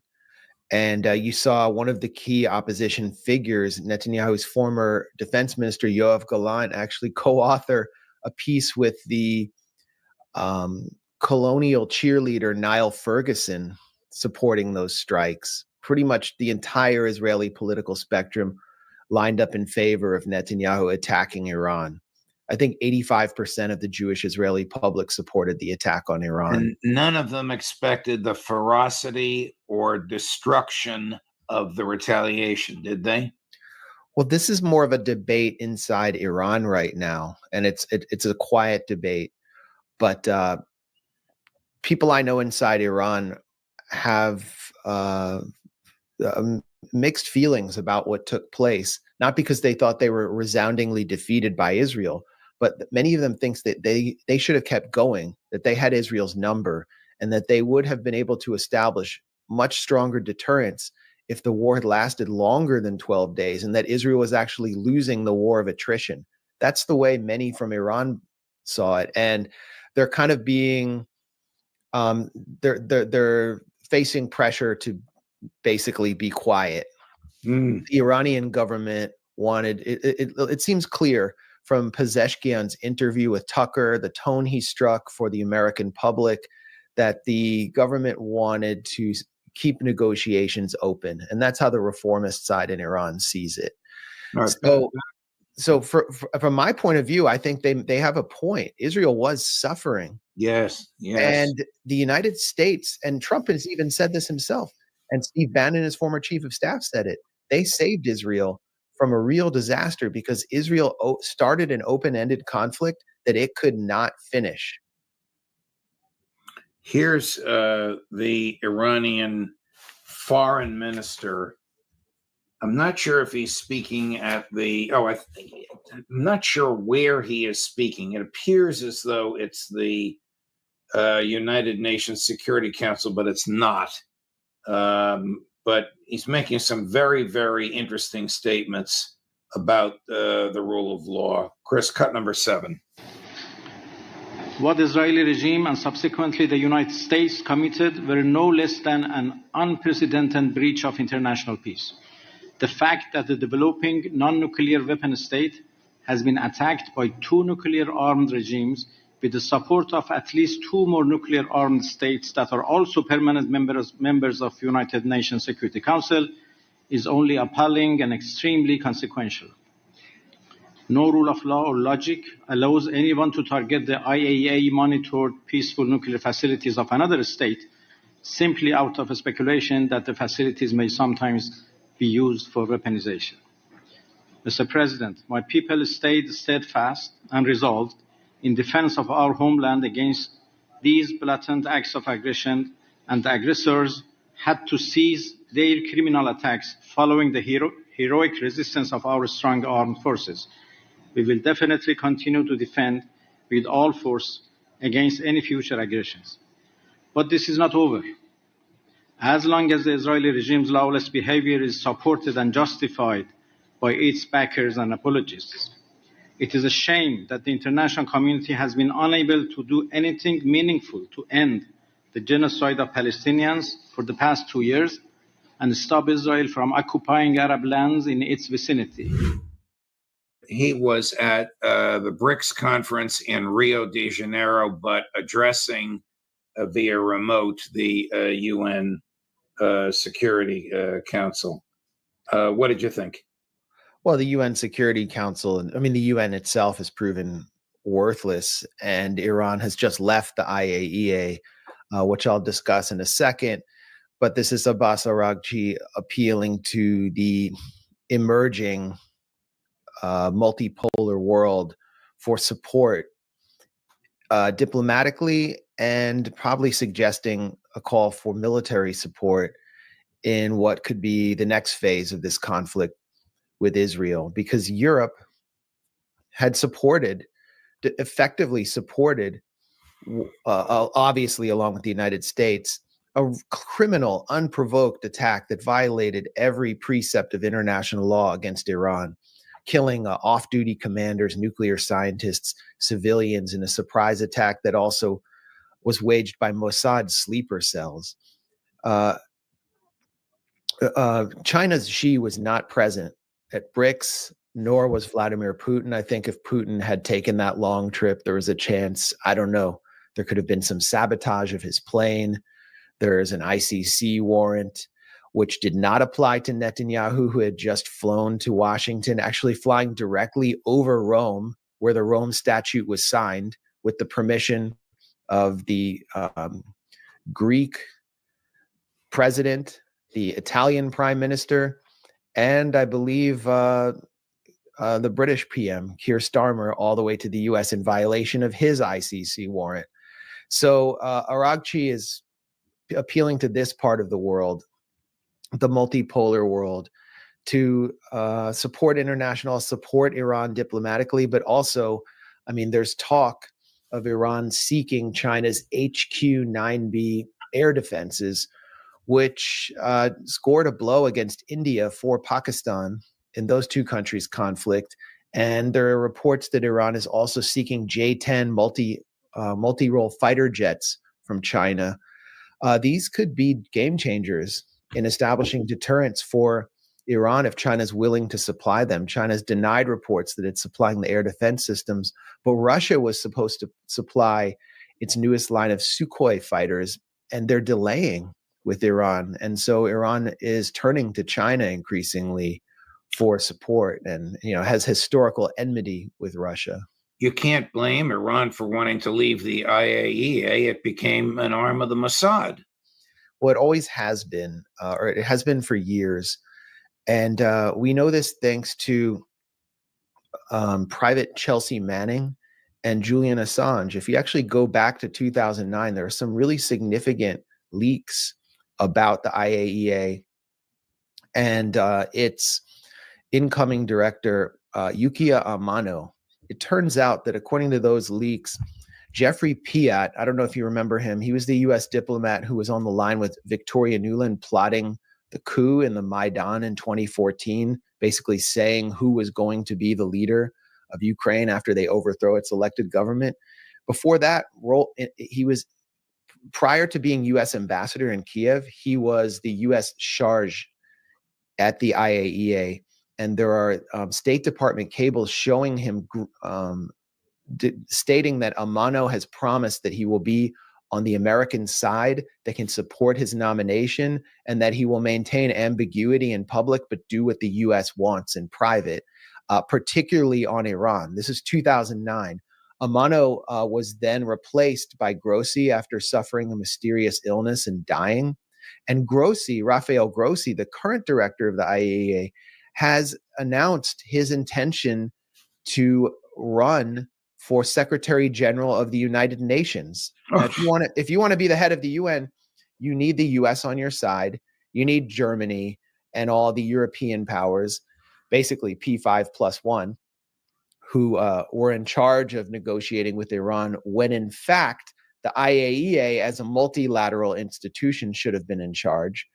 And so Grossi clearly has been groomed as well by the United States and by Israel for this role, and was never going to be an honest broker with Iran. And it's obvious because of what he did just days before Israel attacked. He introduced a resolution for the first time declaring Iran in violation of the Non-Proliferation Treaty, which set the stage for Israel to stage this attack and claim that they're rescuing the world from Iran's evil nuclear program. Will Netanyahu be satisfied with anything less than Iran becoming like Libya or Syria? No. Israel will be at war for the rest of our lives until every country surrounding it is completely neutered and reduced to a backwater like Jordan. Jordan being the Hashemite-run neo-colony, which actually claimed credit for taking down 20% of Iran's ballistic missiles fired towards Israel. That's what Israel wants. It intends to do it through, obviously, through genocide in Gaza, through constant bombing in Lebanon until it exhausts Hezbollah and forces some kind of civil war there. I could go into more detail. It did that through Netanyahu's claimed credit for regime change in Syria, which has reduced Syria to a despotic hellhole run by a former al-Qaeda figure who is now desperate for Western support. And Iran is next, obviously, on the target board, along with Yemen. Israel has been bombing Yemen consistently for the last week, but it can't seem to take out those pesky Houthis. But it's endless. It's just endless warfare until it can consolidate its dream, which will come through the Abraham Accords. The Abraham Accords require the full compliance of the Gulf states, the wealthiest, supposedly Arab countries. And those countries, the United Arab Emirates, Saudi Arabia, Qatar, after paying Trump $1 trillion, they wound up seeing the U.S. bomb Iran and get them targeted with Iranian ballistic missiles. They saw Israel being given far too much latitude and far too much power to enter into a partnership with that country. And I think they're a little bit frightened at this point of the Abraham Accords. I think what they witnessed with the amount of support that Trump has given to Israel has set the Abraham Accords back, as has the Gaza genocide, which is anything but complete. If you saw what happened in Beit Hanun 2 days ago, 14 Israeli soldiers severely wounded, 5 killed in one attack. The resistance is still fighting, and Israel has no way of dislodging them after almost 2 years of reducing Gaza to rubble. Here is, I don't know if you know this fellow, a member of the Knesset by the name of Zivka Fogel. Zivka Fogel. Yeah, Zvika Fogel, yeah. Right, sounding like he's a member of the Nazi high command. Chris, number one. The war we are fighting today, which we embarked on the 7th of October, is a war against a Nazi enemy that threatened the existence of the Jewish people in the land of Israel. That is the whole truth. So the Prime Minister decided to do it sequentially. I'm with him. No problem, let's do it sequentially. You eliminated Hezbollah, you dealt a severe blow, maybe even more than that, to Iran. Now the time has come to deal with the Gaza Strip. How do we do that? You take off the gloves, stop the humanitarian aid, cut off electricity, cut off water, start destroying, and expel voluntarily, so to speak, voluntary migration, the Gazans. There are no uninvolved people there, no innocents, no one who isn't guilty. As far as I'm concerned, they're all Hamas members. At the end of the war, there should be two images in the Gaza Strip. First, not a single Gazan remains, and all 50 of our hostages, 49 male hostages and one female hostage, both living and deceased there, return to the state of Israel. Does this mentality deny the personhood, the humanity of Palestinians? Well, it's nice to have this for the future Gaza Holocaust Museum. And if there were international law for any future prosecutions, which we don't see taking place anytime soon, Zvika Fogel was really speaking to the Jewish Israeli public, which according to, there are many polls, a recent one from Penn State shows that the vast majority of Jewish Israelis hold genocidal attitudes and see no distinction between the civilians of Gaza and Hamas. So he's appealing for popularity.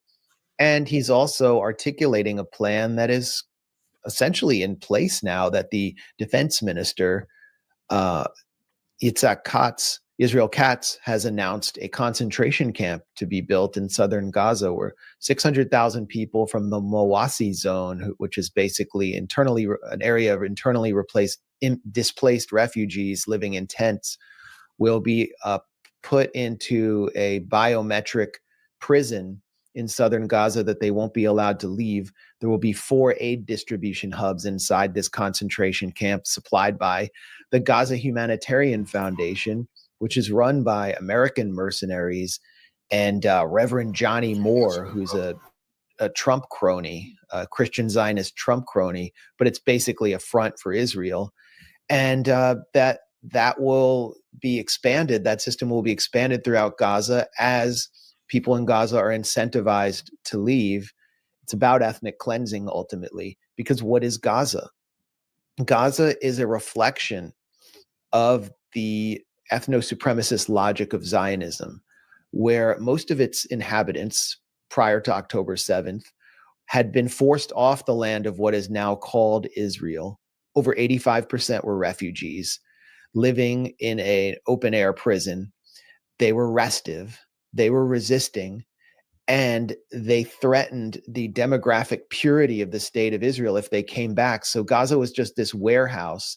And now Israel has the opportunity to clear out the warehouse of surplus humanity by pushing them into Egypt or Europe or somewhere else, and then taking as much land as they can in Gaza. And then the demographic problem is relieved. So what we're seeing through the comments of Zvika Fogel, the Nazi-like comments of Zvika Fogel, is how the logic of Zionism perpetuates the Holocaust on the backs of Palestinians almost endlessly.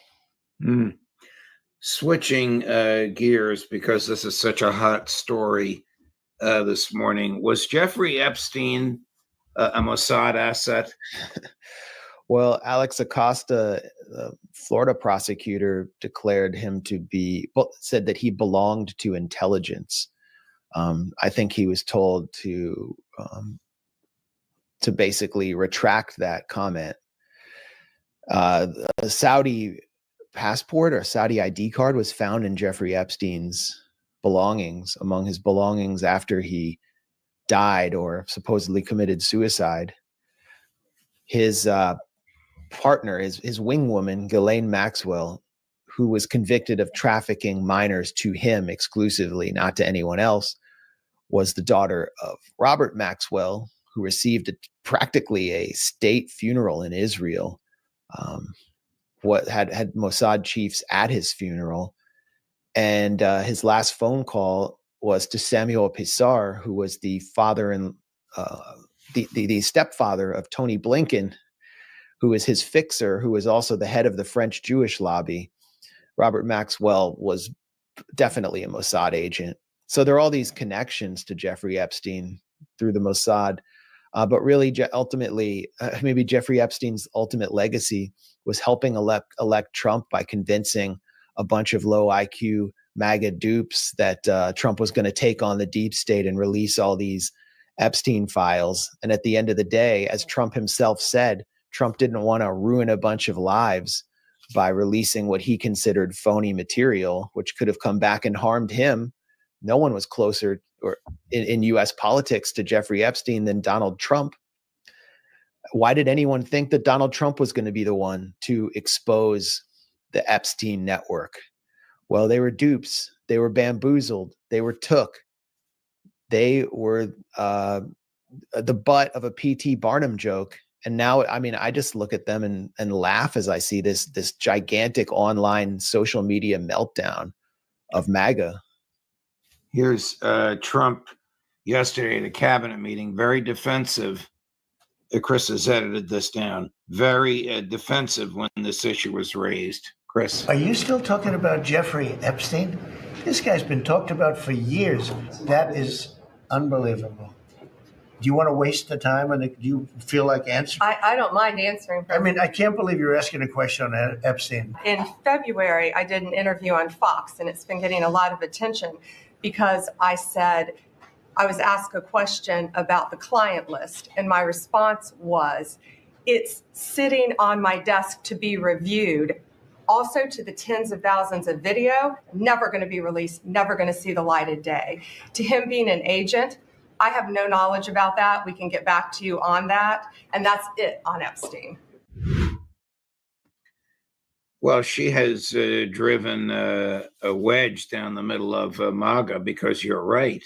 Many people believed Trump ordered it released. A federal judge ordered it released. She herself ordered it released. Now they're saying the list doesn't exist. I don't think people that are involved in this issue believe that. But I'm just fascinated with Epstein's international connections, and you just outlined them. I forgot about Robert Maxwell. Well, hey, maybe there's nothing there. Maybe they couldn't find anything. That's a possibility. But Pam Bondi said that there was this black book showing that hundreds of people had been involved in raping minors. She said this on camera. Yes. So did Dan Bongino. He said it's going to take down the Democrats, the Clinton network. He said this again and again when he was, on his Rumble show, and now he's deputy director of the FBI. So it looks like obviously a gigantic bait and switch to dupe Trump supporters. And then Donald Trump has to shut the whole thing down because, Donald Trump allowed NBC to come into a party and film him partying with Jeffrey Epstein and Buffalo Bills cheerleaders while Trump commented, whispering in Jeffrey Epstein's ear that, certain cheerleaders were hot. The cheerleaders were like grinding on Donald Trump and he was dancing with them and showcasing himself as this great Lothario. And Jeffrey Epstein was right there by his side. There's photos of Bill Clinton with Jeffrey Epstein. There's, Clinton's on the logs on the Lolita Express, but there's nothing as vivid as the footage of Trump with Epstein. Epstein also talked about his friendship with Trump to the reporter Michael Wolff. There are damning audio recordings. And the Democrats never did anything with this. I said on Twitter yesterday, or X, before Grok had a complete Hitlerian meltdown, I said that this should have been the focus of the Democrats' attacks. Kamala should have brought it up in every debate. Trump Epstein was real, but instead they focus on Trump Russia, which was a gigantic hoax, and it had no currency among voters. Trump Epstein would have hurt Trump among young males, among women, among all these groups he won among the Democrats, but the Democrats wouldn't touch it for some reason. And the reason is because the Democrats were also on Epstein's books. So this is a scandal that I think helps discredit the two-party system And we will see Trump as he exonerates Epstein and all of the people supposedly in Epstein's black book, continue to focus on arresting the poor in Home Depot parking lots and throwing them in private prisons run by Geo Group, the top private prison contractor in the country whose former top lobbyist was seated right next to Donald Trump in that briefing, Pam Bondi. And border czar Tom Homan was a highly paid consultant to Geo Group. So what I'm saying is the Trump administration has nothing to gain financially out of releasing the Epstein files. And that's all they seem to really care about. And so they're going to focus on their bottom line and enriching Trump's family. Who's the person that you referred to as seated next to Attorney General Bondi? No, I'm talking about Bondi herself. She was a top lobbyist. Oh, I'm sorry. For I'm Geo sorry. Group. I misunderstood that. You're right. Perhaps the least qualified attorney general in the modern era, but it's an iota more qualified competition there than Matt Gaetz, the original. Well, I would have loved to have seen Matt Gaetz in this role, like as Trump tries to disappear the Epstein files. Max, only you can touch these things with your delicate touch. Thank you very much. Thanks for all we've been through. Thank you for accommodating my schedule. All the best. We'll see you again.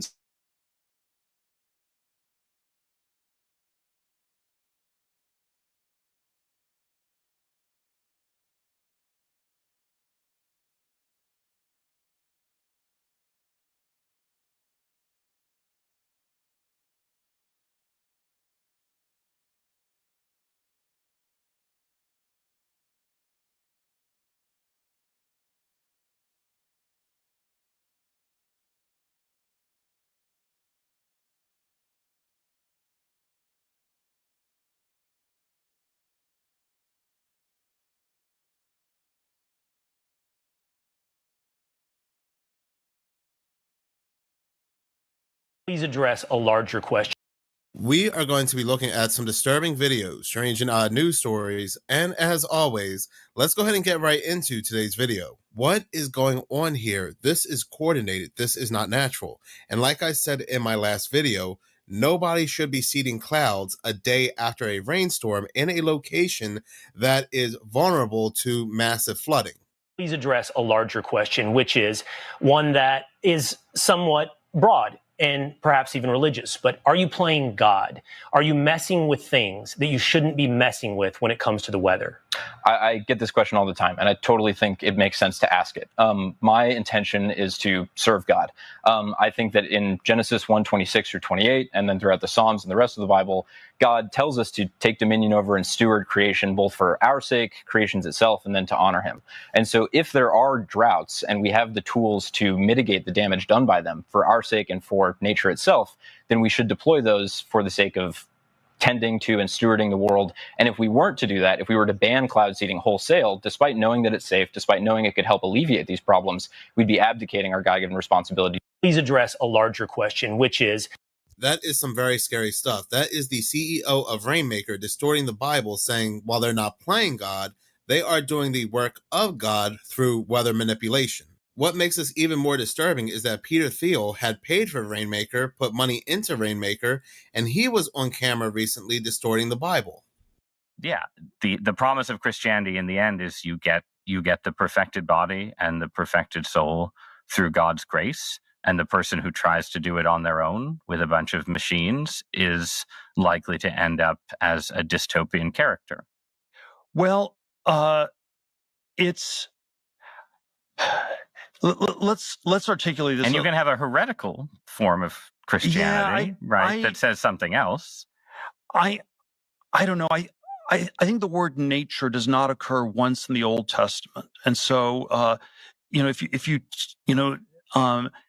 and there is a word in which a sense in which the way I understand the Judeo-Christian inspiration is it is about transcending nature. It is about overcoming things. And, and the closest thing you can say to nature is that people are fallen, and that's the natural thing in a Christian sense, is that you're messed up.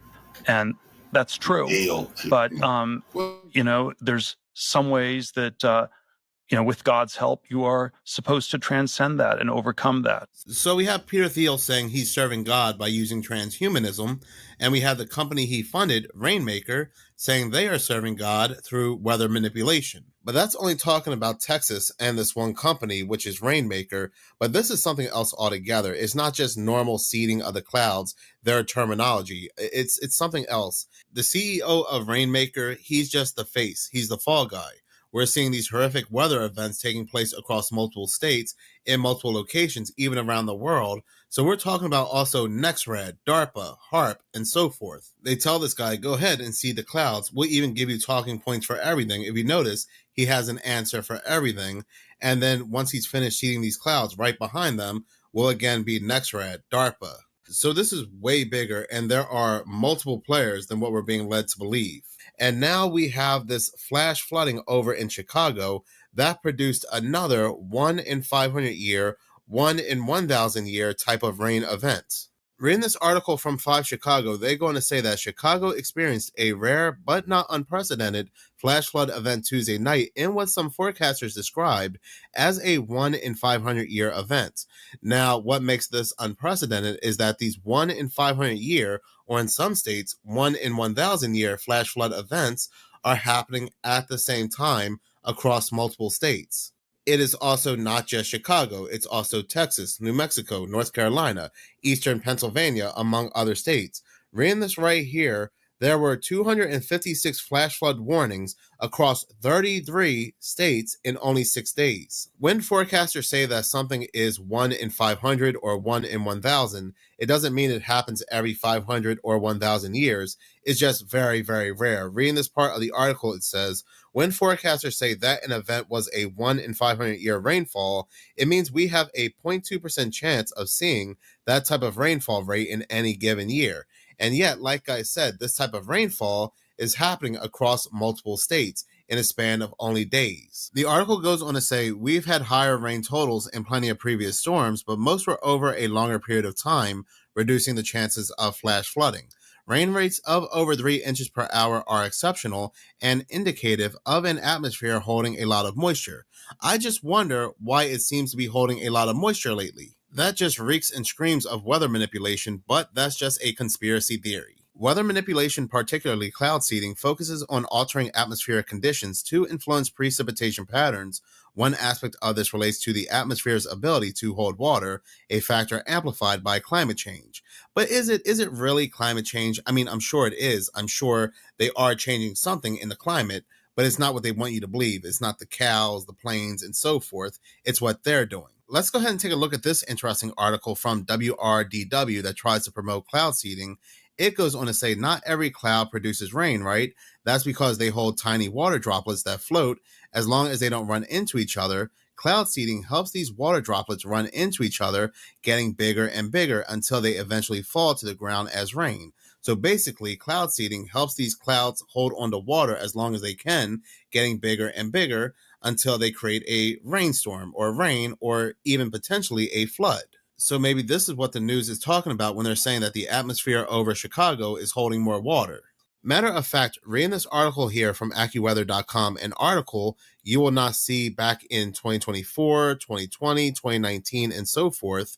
This article is titled, How Do We Get a Dozen 1,000-Year Floods in Just 3 Days? Just to give an example as to how insane this happens to be, this article continues to say, in fact, this week, half a dozen points in just Texas and North Carolina alone both had 1,000-year rainfalls. So for anybody out there that's saying that this is just conspiracy theorist talk, this is just kooky nutjob talk about weather manipulation, this happened back in 2004, 2010, 2017. Well, my question happens to be, why did we not see any news articles back then talking about how do we get a dozen 1,000-year floods in just 3 days? So I would love to see that. I would love to see a news article back in 2000 and up talking about multiple states at the same time having a 1 in 500 or a 1 in 1,000 flash flood event. And not just that, interestingly enough, as coincidence may have it, quote unquote coincidence, the dams in both North Carolina and Texas failed, dumping in a lot more water. This is a news story coming out of North Carolina. Rick Herrera has lived beside this quiet Moore County pond for 20 years. Under my feet, I'm feeling all this debris and pine straw. Sunday, he found the water quite literally knocking at his back door. Man, immediately I heard a crash. That crash was feet of floodwater smashing into his basement. Herrera, his wife and father-in-law had seen it coming and were all downstairs trying to salvage what they could. And within a minute, man, water was in and flooded and waist high. And it pushed the refrigerator in, it pushed lots of things flooding down the hallway. And I was trying to get my wife and my father-in-law out of the rushing water. We didn't want to get trapped or pinned by anything. So it was a scary moment. All that water came from the Longleaf Dam. When the dam went, it sent water pouring into at least 2 houses. It also overtopped another dam downstream, slicing into the earth and washing away the car of a driver who tried to cross the floodwaters. Video Herrera shot shows that driver being pulled to safety by first responders. This one of many swift water rescues that crews had to carry out throughout the afternoon. No deaths were reported across the county, but there were other losses. And over in Texas, there are people taking video footage and saying that the dams in Texas also had failed as well. But news and media, they are pushing back and saying, no, they did not fail. So who really knows? But this is what the public has been reporting. I mean, what other locations are experiencing also historic flash floods? Look at this. Flash flooding south of Boston shuts down part of I-93 after historic rain, a 1 in 200 year event.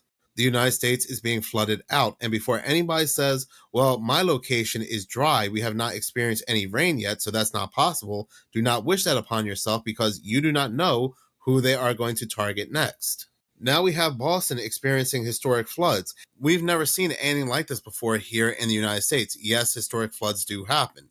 But in the span of only a couple days, just so many states are receiving historic floods. It kind of feels like last year over in Europe, where there are multiple locations in Europe, the United Kingdom, France, Italy, and so forth, they were all experiencing floods at the exact same time. And now we're dealing with this here over in the United States. And I didn't even know that New Mexico was experiencing historic floods either, because I was so focused on Texas and North Carolina, but I kept seeing comments in my videos, why is nobody talking about New Mexico? It is so bad over in New Mexico that homes are being swept away. Reading this article from weather.com, which was published today, July 10th, dozens of people were trapped in their homes and cars as devastating flash floods thundered through the mountain village of Ruidoso, New Mexico Tuesday. At least 3 people passed away, including 2 children. And in over DC, the skies turned green. And it kind of reminds me of what happened over in Dubai when the skies turned green and they received all that rain. This video comes from Moon Henry. Do you really think that this right here is random right now of all times? Washington, D.C. in a dark green haze of a storm. Wait till I show you just more because there's a whole lot more that goes into this. Right after we had 5 different 1 in 1,000 year storms, the probability of all of them coming to pass the way they were in the same week being 0.1 to the 10th power, and then Washington, D.C. turning dark green. This was shot by Cam 444 right in Maryland, right outside of Washington, D.C. And here's the crazy part. Do you know how rare this exact warning is? This exact spot, this exact tornado warning, this exact square, quite literally just about as rare as all of those 1 in 1,000 year floods. This right here is literally from the live cam in Washington, D.C. Are you starting to get it? How the impossible is impossibly happening every single day? I will never speak for God unless otherwise told, but I do believe that this one right here, that he might be mad. And by the way, 1000% unrelated, not relevant whatsoever. This is a very real tweet that you're looking at from the National Weather Service. Like I said, this is more than just cloud seeding. A week or 2 weeks ago, we had this green thing flying across Washington, D.C. And now a couple weeks later, they are experiencing these green skies, which I'm sure means that horrific rain is about to come, just like no different with what we saw in Dubai. The weather radars in multiple locations were just acting crazy. They were showing all these anomalies to the point that meteorologists had to come out and say it's only a glitch. Somebody tripped on a cord and had to plug it back in, or somebody had to go across the street and plug the weather radar back in. That's why we're seeing these anomalies. So Daily Mail just posted this. In response to American politician and former news anchor Carrie Lake, who posted this about an anomaly on the radar. She spies something weird over Washington, D.C. in the app My Radar. It just so happens I'm their senior meteorologist. Conspiracy theories are flying. Daily Mail is calling it a mysterious streak. But if you're a scientist, it's not a mystery. Carrie is in per station radar mode, and she's using this site, LWX, west of DC. The direction of the so-called anomaly is key. The National Weather Service in Sterling is located just northwest of runway 19 and 1 at Dulles. And here's their WSR 88D radar. Now, the beam leaves the radar at a half a degree elevation, so just over the horizontal. But something is blocking a sliver of that beam. We can check the FAA database to see if there are any tall towers nearby. And there are a bunch. But this tall antenna caught my eye near the north end of the runway. The radar's right here, and here's some tower. And it turns out to be a communication tower for the airport's fire department. So the radar just up here, here's where the fire station is. And on Google Maps, you can even see the shadow from the tower. So if you're the radar right here, and you're shooting out a beam, a little bit is gonna be blocked by that little tower of roughly the same height. And so when the radar beam is shooting out energy that bounces off a thunderstorm, sometimes it bounces off the thunderstorm, then to the tower, then back to the radar, plotting a weird, erroneous signal, which you see right there. Trust science, not Daily Mail and conspiracy theories. So even though something like this has never been seen before on radar, it's easily explained by firefighter towers shooting beams and these beams bouncing off thunderstorms. It's just all BS. For example, look what was captured on the weather radar over in Texas, right next to Kerrville.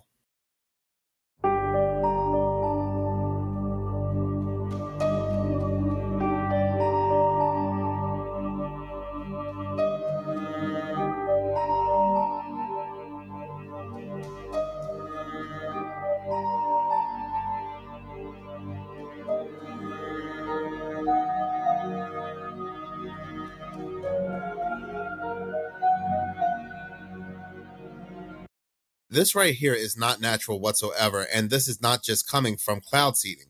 But what I find interesting is that there are now articles coming out hinting as to what states may be next. For example, this article right here, which was published on July 9th, the Sunshine State, Florida, is the most flood prone, and here's what you need to watch out for. The article goes on to say, and this is very ominous, Florida lacks the hilly topography that supercharged torrential rain into central Texas over July 4th weekend, but there are a host of other factors that could make the Sunshine State the most flood prone of any other. Look at this article from USA Today. Could Florida experience type of deadly flooding Texas got?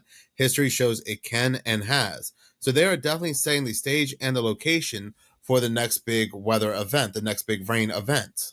Which is kind of funny because this is what played on the news very recently. Is not rain, as we've been telling you for the past 2 weeks now. They're doing military exercises out there, although it looks like rain is not. Showers here are legit. But others are noticing it too. Others are noticing how news and media, they are releasing articles about how other states will be next. Take, for example, this video right here. So we all know by now about the deadly flash floods ripping through Texas and also through North Carolina right now, right? But what if I told you California is next? And not by accident either. An article just dropped, y'all, warning about the storm that could make Texas look like a fucking puddle. It's called Arc Storm 2.0, a government-modeled mega flood that would dump up to 10 feet of rain in parts of the Sierras and turn California's Central Valley into a 300-mile-long inland sea. Now, they're saying this one storm would be like 30 Texas flash floods happening all at the same time.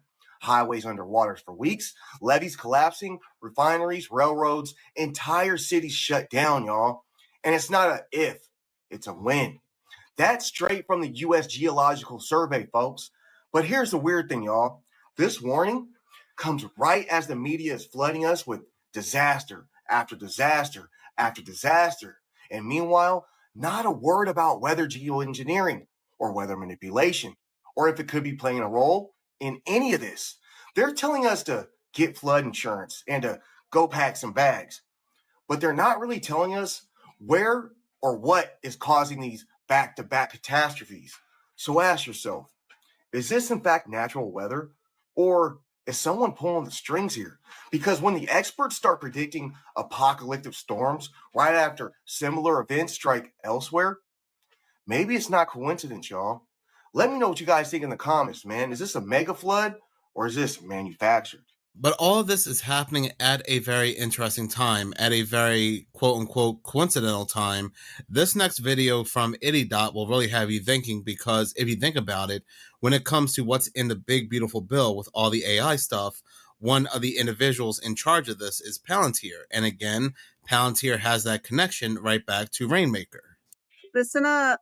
Since the big, beautiful bill passed on July the 4th, we've been distracted with the Epstein lists and all the floods taking place.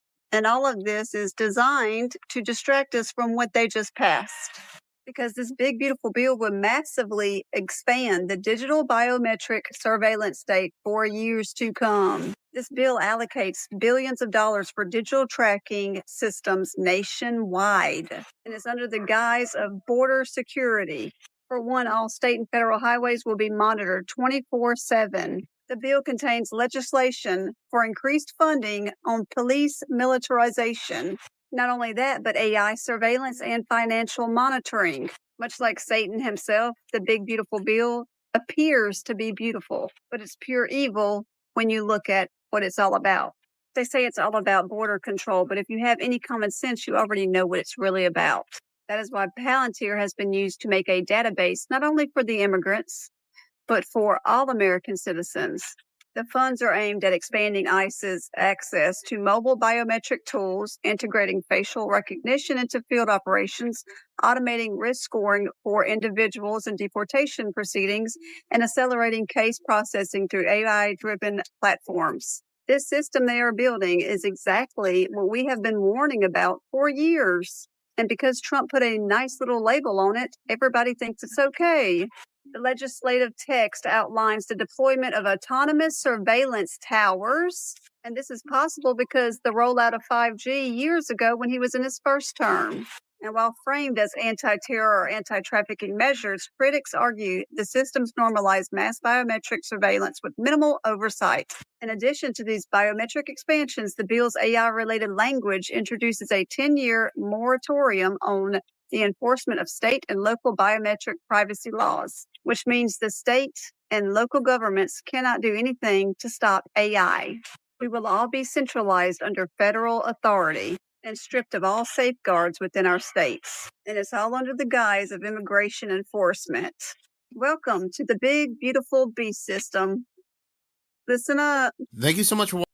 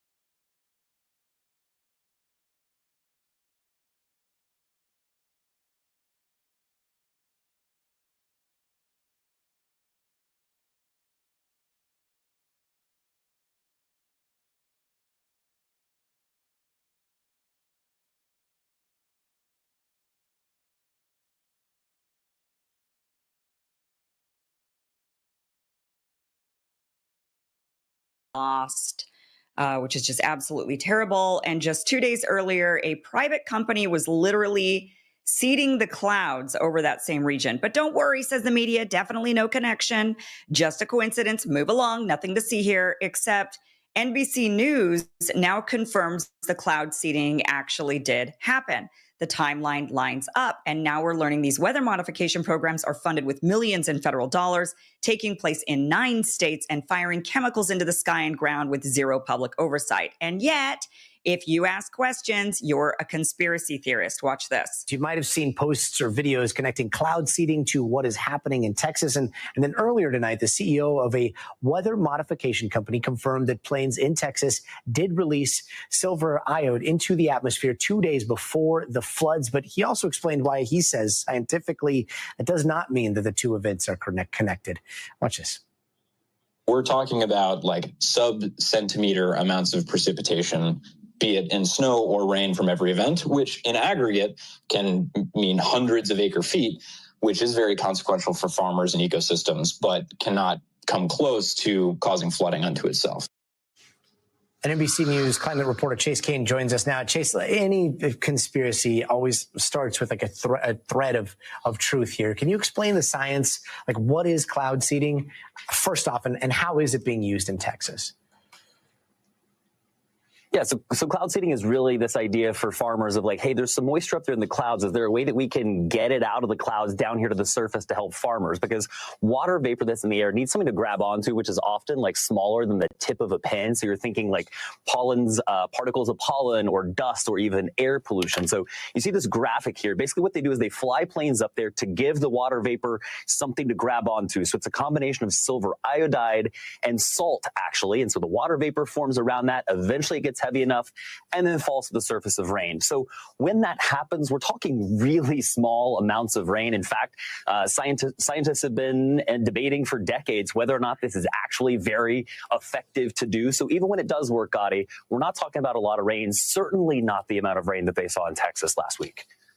And the timing of it, 2 days before, I mean, you know, again, anybody online that seems to be an expert these days would say, well, no, this is what, you know, started the flood or possibly like supercharged the soil so it was hydrophobic. Like, take us through the timeline here. Yeah, that's a really important point, Gotti, because this cloud seeding, it works within like 15 minutes, half an hour, maybe an hour, and then that's it. So that was done 2 days before. So the CEO saying this, other scientific research establishes that cloud seeding isn't going to trigger something like this, certainly not 2 days after they were doing it. They were only up in the air cloud seeding for about 20 minutes because, again, it's targeted to a pretty small area of land, which was not even over where the worst of this flooding was, Gotti. So we're talking 30 minutes to an hour, certainly not 2 days in advance. Okay. So that's what so certainly there was no possibility. Let me just read for you this. This is also a mainstream news article saying there's no way that this is possible.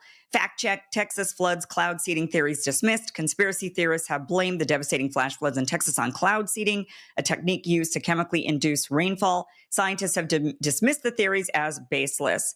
A DW fact check, which, by the way, one thing to note about that NBC video is that they had the founder of the company that is accused of doing the cloud seeding 2 days before. And you notice that of course, the CEO of that company is saying, no, of course, our cloud seeding wouldn't have caused a catastrophic flood that took over 100 lives. What do you think the guy's going to say? I mean, why would you even ask him as if he's the expert? He's obviously going to cover for himself and say, we had nothing to do with this massive, tragic loss of life event. I mean, why would they even ask him? But here's the article. It says over 100 people have now been confirmed dead following flash floods in central Texas over the weekend, including 27 young campers and staff at a local girls' summer camp. It's just absolutely tragic and heartbreaking that this happened. And the videos, the water just came out so fast. I mean, nobody had a chance. Unfortunately, despite meteorological professionals explaining in news outlets all over the world how and why such devastating flooding occurs, which of course they say climate change, right? That's their reasoning always.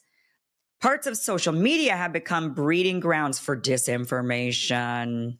One popular conspiracy theory, which has been given credence by current and former U.S. political figures, including Republican Congresswoman Marjorie Taylor Greene and former National Security Advisor General Mike Flynn, concerns cloud seeding, the practice of chemically inducing rainfall from clouds in areas affected by drought. Here is Marjorie Taylor Greene, and she says, I am introducing a bill that prohibits the injection, release, or dispersion of chemicals or substances into the atmosphere for the express purpose of altering weather, temperature, climate, or sunlight intensity. It will be a felony offense. I've been researching weather modification and working with the Legislative Council for months writing this bill. It will be similar to Florida Senate Bill 56. We must end the dangerous and deadly practice of weather modification and geoengineering. I think that sounds reasonable. I mean, certainly there's going to be a lot of people out there who say, well, but drought is real. And if we can actually avoid drought by cloud seeding and bringing moisture down, then, we can maybe save crops and we would prevent famine. And that's also true. But I just don't see how this type of weather modification is legal. There's just got to be other ways to deal with drought that don't impact everybody. Just because, this is like vaccinating the air, spreading vaccines through the air and saying, well, some people get sick, so we're going to vaccinate all of you through the air, or we're going to fluoridate all of the water because some of you don't brush your teeth. It's the fact is that if you specifically have a problem, it shouldn't concern all of us and alter all of us and potentially cause a huge catastrophe for all of us. So this article goes on and says, as of Tuesday, over 2.6 million people have viewed the post on X by a well-known conspiracy theorist account, which suggests a link between the deadly floods and cloud seeding operations conducted 2 days earlier by Rainmaker, a weather modification startup funded partly by U.S. software billionaire Peter Thiel. So there you have it right there.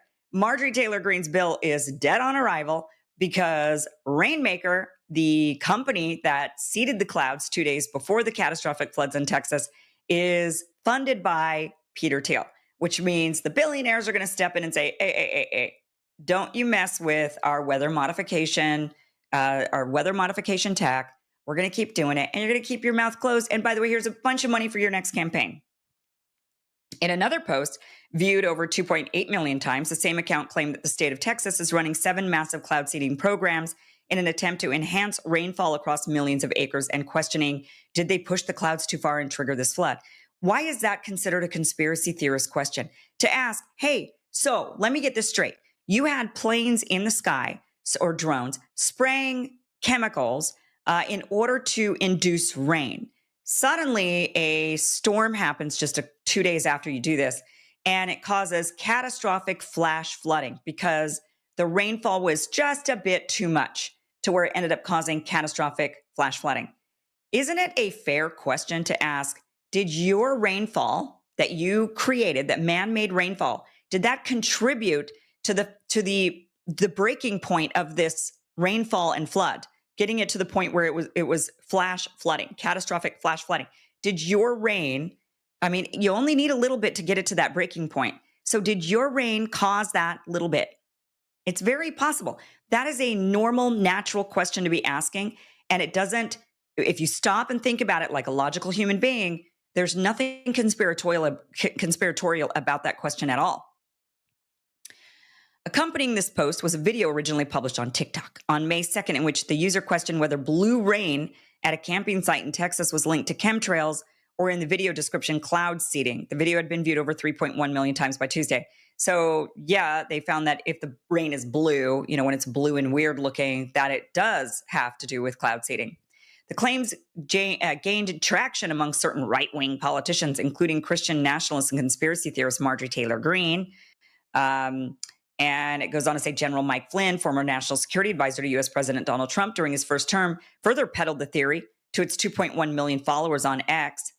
Okay, so what is cloud seeding? Let me just play for you, rather than read this article, let me just play for you a video that also further explains cloud seeding so that we can fully, completely understand it. There are currently 42 cloud seeding projects across the American West, like this one in Utah, where they take planes like this with flares attached. They fly right into the storm and send microscopic particles into the cloud.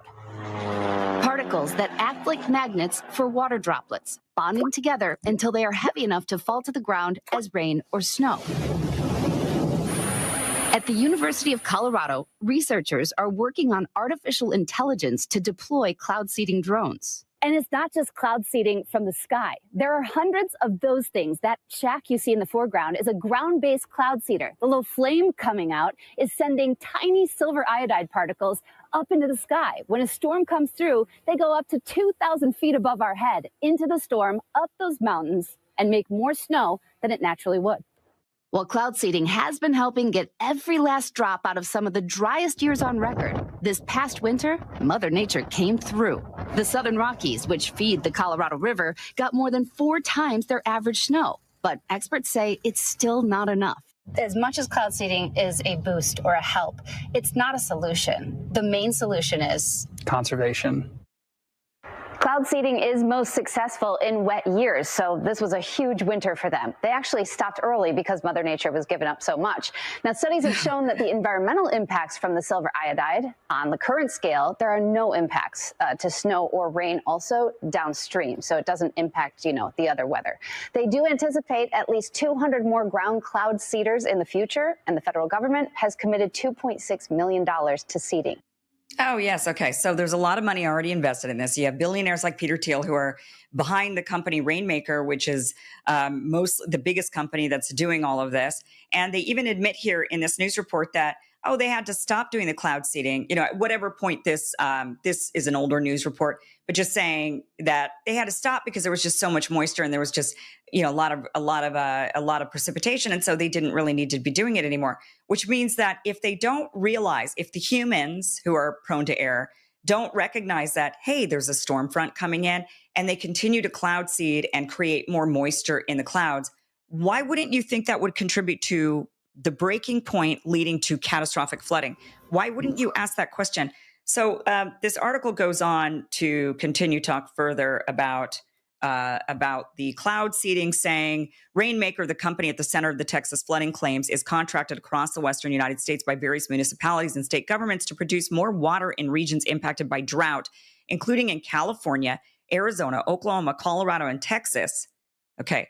So, by the way, listen to that list. That's not just blue states. This is a liberal problem. These are conservative states. Texas is obviously a red state. Conservative states, liberal states. It doesn't matter. They're all in on this cloud seeding thing. Spraying chemicals into the air, causing moisture, causing precipitation for all of us, thinking that it's a good idea for humans to mess with Mother Nature. I don't think it's a good idea. The most recent operation in the vicinity of Kerr County, where the floods took place, was on July 2nd, 2 days before the floods. Hence the speculation that the cloud seeding activity could have exacerbated the heavy rainfall. Yeah, that's what we want to know. Here's some quotes. Could cloud seeding have contributed to the Texas flood? This is where they tell you you're a conspiracy theorist. The flooding unequivocally had nothing to do with Rainmaker's activities or any weather modification activities, insisted the CEO. Well, obviously, what is he going to say? Again, why are they quoting that guy? This is DW now quoting. So NBC News had him on, and now DW saying, we asked the CEO of the company, and he said, no, they had nothing to do with it. So there you go. Case closed. Here's another one. Cloud seeding might be able to modify a cloud that already exists, but a large thunderstorm requires a huge amount of water and energy, explains ICL's Greispert. Cloud seeding cannot provide either of these. It only creates small modifications to existing clouds. Yeah, you're right. Also cigarettes, right? I mean, you're just talking a little tiny cigarette. How could that possibly create a wildfire? How could it possibly cause a catastrophic wildfire that burns down 100 houses and takes lives? No way. It's just a tiny cigarette with a tiny flame. There's no way it could cause all of that. Yet it does, time and time again. Travis Herzog, award-winning chief meteorologist at broadcaster AB13 in Houston, Texas, concurs, stating in a Facebook post, on July 6th, cloud seeding cannot create, on July 6th, he wrote this, cloud seeding cannot create a storm of this magnitude or size. Right, just like a cigarette butt can't create a wildfire of that size and magnitude. No, just don't you think about the obvious, okay? Don't actually connect any dots. In fact, cloud seeding cannot even create a single cloud. All it can do is take an existing cloud and enhance the rainfall by up to 20%, and even that's on the high end. It can take, how much do you need for the flooding to become catastrophic flash flooding? For a rainstorm that would be otherwise a big rainstorm, a bad rainstorm that would probably flood or just heavy rainfall, how much more do you need for it to be at that tipping point where it causes catastrophic flooding? Because 20% sounds like a lot. Seems like you would need less than that in order to get it to the tipping point. He says, and even then that's on the high end. It's physically impossible for cloud seeding to have created this weather system. I don't think people are thinking that the cloud seeding caused the actual storm. And, and hey, maybe. I mean, I'm not gonna say that's not possible, because of course anything's possible. I don't know what these people do in their labs and what they're coming up with. But certainly if you have an existing storm rolling in and you start to put chemicals in the air that are going to attract even more moisture, and you already have a a big event like this coming in, yes, I think there is a real serious possibility that that would have caused the tipping point to catastrophic flooding. That's not conspiratorial. Cloud seeding played zero role in the deadly Texas flood. Rudimentary basic physics explains that, explains Matthew Capucci, an atmospheric scientist and senior meteorologist at MyRadar, a leading Florida-based weather app. I mean, these people are missing the point. They're sitting there saying, you are a conspiracy theorist for thinking that cloud seeding could cause a storm this big. What is it conspiratorial to ask? Could cloud seeding contribute and put an existing storm over the edge? How hard of a question is this? Instead, they're gaslighting us and they're sitting there saying, you conspiracy theorists thinking that it could create this. That's not exactly what we're asking. In dry environments, added cloud condensation nuclei can help clouds drop subtly more rain, Capucci added. But you don't spontaneously make 4 trillion gallons of water appear in Texas. Again, I'm just sick of this. This is just the same logic that they did to us during COVID. And it was evading the actual question, evading intelligent questions around the subject, and instead just reducing it to a straw man and saying, you're a lunatic. If you think that cloud seeding could cause this huge catastrophic weather storm, you are a conspiracy nut. That's not exactly what we're asking. We're asking, did this cause the catastrophic flash flood? That's not the same thing as asking the question of, did this cause the storm? Storms happen every day, but they don't cause flash floods to this level. Did your cloud seeding push it over the edge? That's what we want to know. Let's ask that question. So I did ask that question of ChatGPT. Actually, I know, ChatGPT is not exactly the most reliable, of course, but nonetheless, just wanted to ask a question because I'm not a meteorologist, I'm not a scientist, and I wanted a quick answer. Is it possible for cloud seeding to have contributed to the flash flood? And, they're all saying that everybody who thinks this or asks the question, and I'm not asserting it either way, I'm exploring what my point is by talking to you about this right now is they're calling anybody who asks this question a conspiracy theorist. And my point is, I don't think it's conspiratorial to ask these questions. I don't have the answers to this. I don't know because I'm not a meteorologist. I don't know the science well enough. I haven't studied the science well enough, to be honest with you. Like COVID, I really dove into it. When it comes to weather modification, I haven't yet. Maybe I will start doing that, especially if we're going to be having these types of catastrophes. But I just want to know, could this have contributed to it? And ChatGPT, which is heavily censored and doesn't always give you the answers, right, because of the censorship, says, yes, it's possible the company contributed to the flash flood, depending on several factors. Here's a breakdown of how this might realistically happen and what investigators would look at to determine the connection. Right? No, instead they're just calling you a conspiracy theorist, which that right away sets off alarm bells. First, the area was already storm prone. Right, yeah, okay. If heavy rain was already forecast for the region and the company seeded clouds to enhance rainfall for a drought relief or agriculture, it could amplify the precipitation beyond what was safe or expected. Okay, there we go. There's the answer just right there. That was just number one. ChatGPT is not even finished. They seeded the wrong cloud system or seeded too much. Number two. So cloud seeding isn't a pinpoint tool. If the operation seeded a system that later intensified due to atmospheric instability, orographic lift, which is air rising over hills or mountains, humidity surges, then it could cause locally extreme rainfall, the kind that leads to flash flooding. Okay, so there's two. Number three, the flood occurred downstream of the seeding zone. If rain fell intensely in a watershed area upstream, especially in rural or hilly terrain, runoff could rapidly accumulate, creating flash flood downstream, even if the city itself didn't get much rain. Seeding in the upstream cloud system would be a red flag. We don't know where they seeded exactly. Timing lines up. If the company seeded clouds 24 to 48 hours before the flash flood, that's within the known window for seeded clouds to produce rain, especially in humid or stormy weather. The timeline strengthens a causal link. What investigators would examine: radar and satellite data to determine if rainfall totals were abnormally high or concentrated after seeding occurred, seeding logs and flight paths to confirm which clouds were seeded, when and how much silver iodide or other agents were used, atmospheric conditions at time of seeding. Was the atmosphere already primed for storms? If yes, then seeding may have tipped it into overdrive. rainfall comparisons. Did the seeded region receive significantly more rain than unseeded neighboring areas? So yeah, final assessment, cloud seeding alone usually doesn't cause flash floods, but in the wrong conditions, it can amplify natural storms, potentially pushing an already wet system into catastrophic territory. That's what we wanted to know. And that is the answer. And they're not looking into this. Instead, they're calling you a conspiracy theorist for even thinking this question. And yet there is actual logic behind this. And yet they still continue to cloud seed. And yet they're not going to do anything about it because billionaires like Peter Thiel have too much money to make. And they want to continue to be allowed to modify weather and do whatever it is they want to us, thinking that they just can, like they own the skies, like they own the air, like they own the moisture in the sky, the precipitation, like as if they should be allowed like gods to create rain.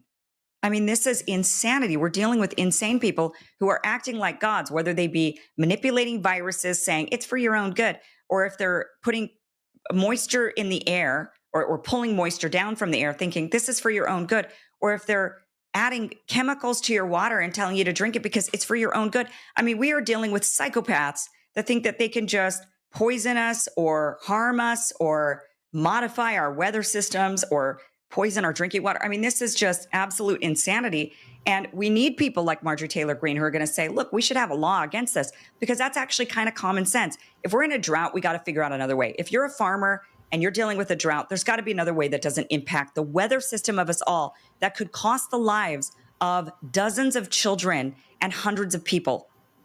That's not okay. Because yes, I get it. A drought and famine causes more death. I totally understand that. We obviously need to have a solution for that. But I don't know if this is the solution.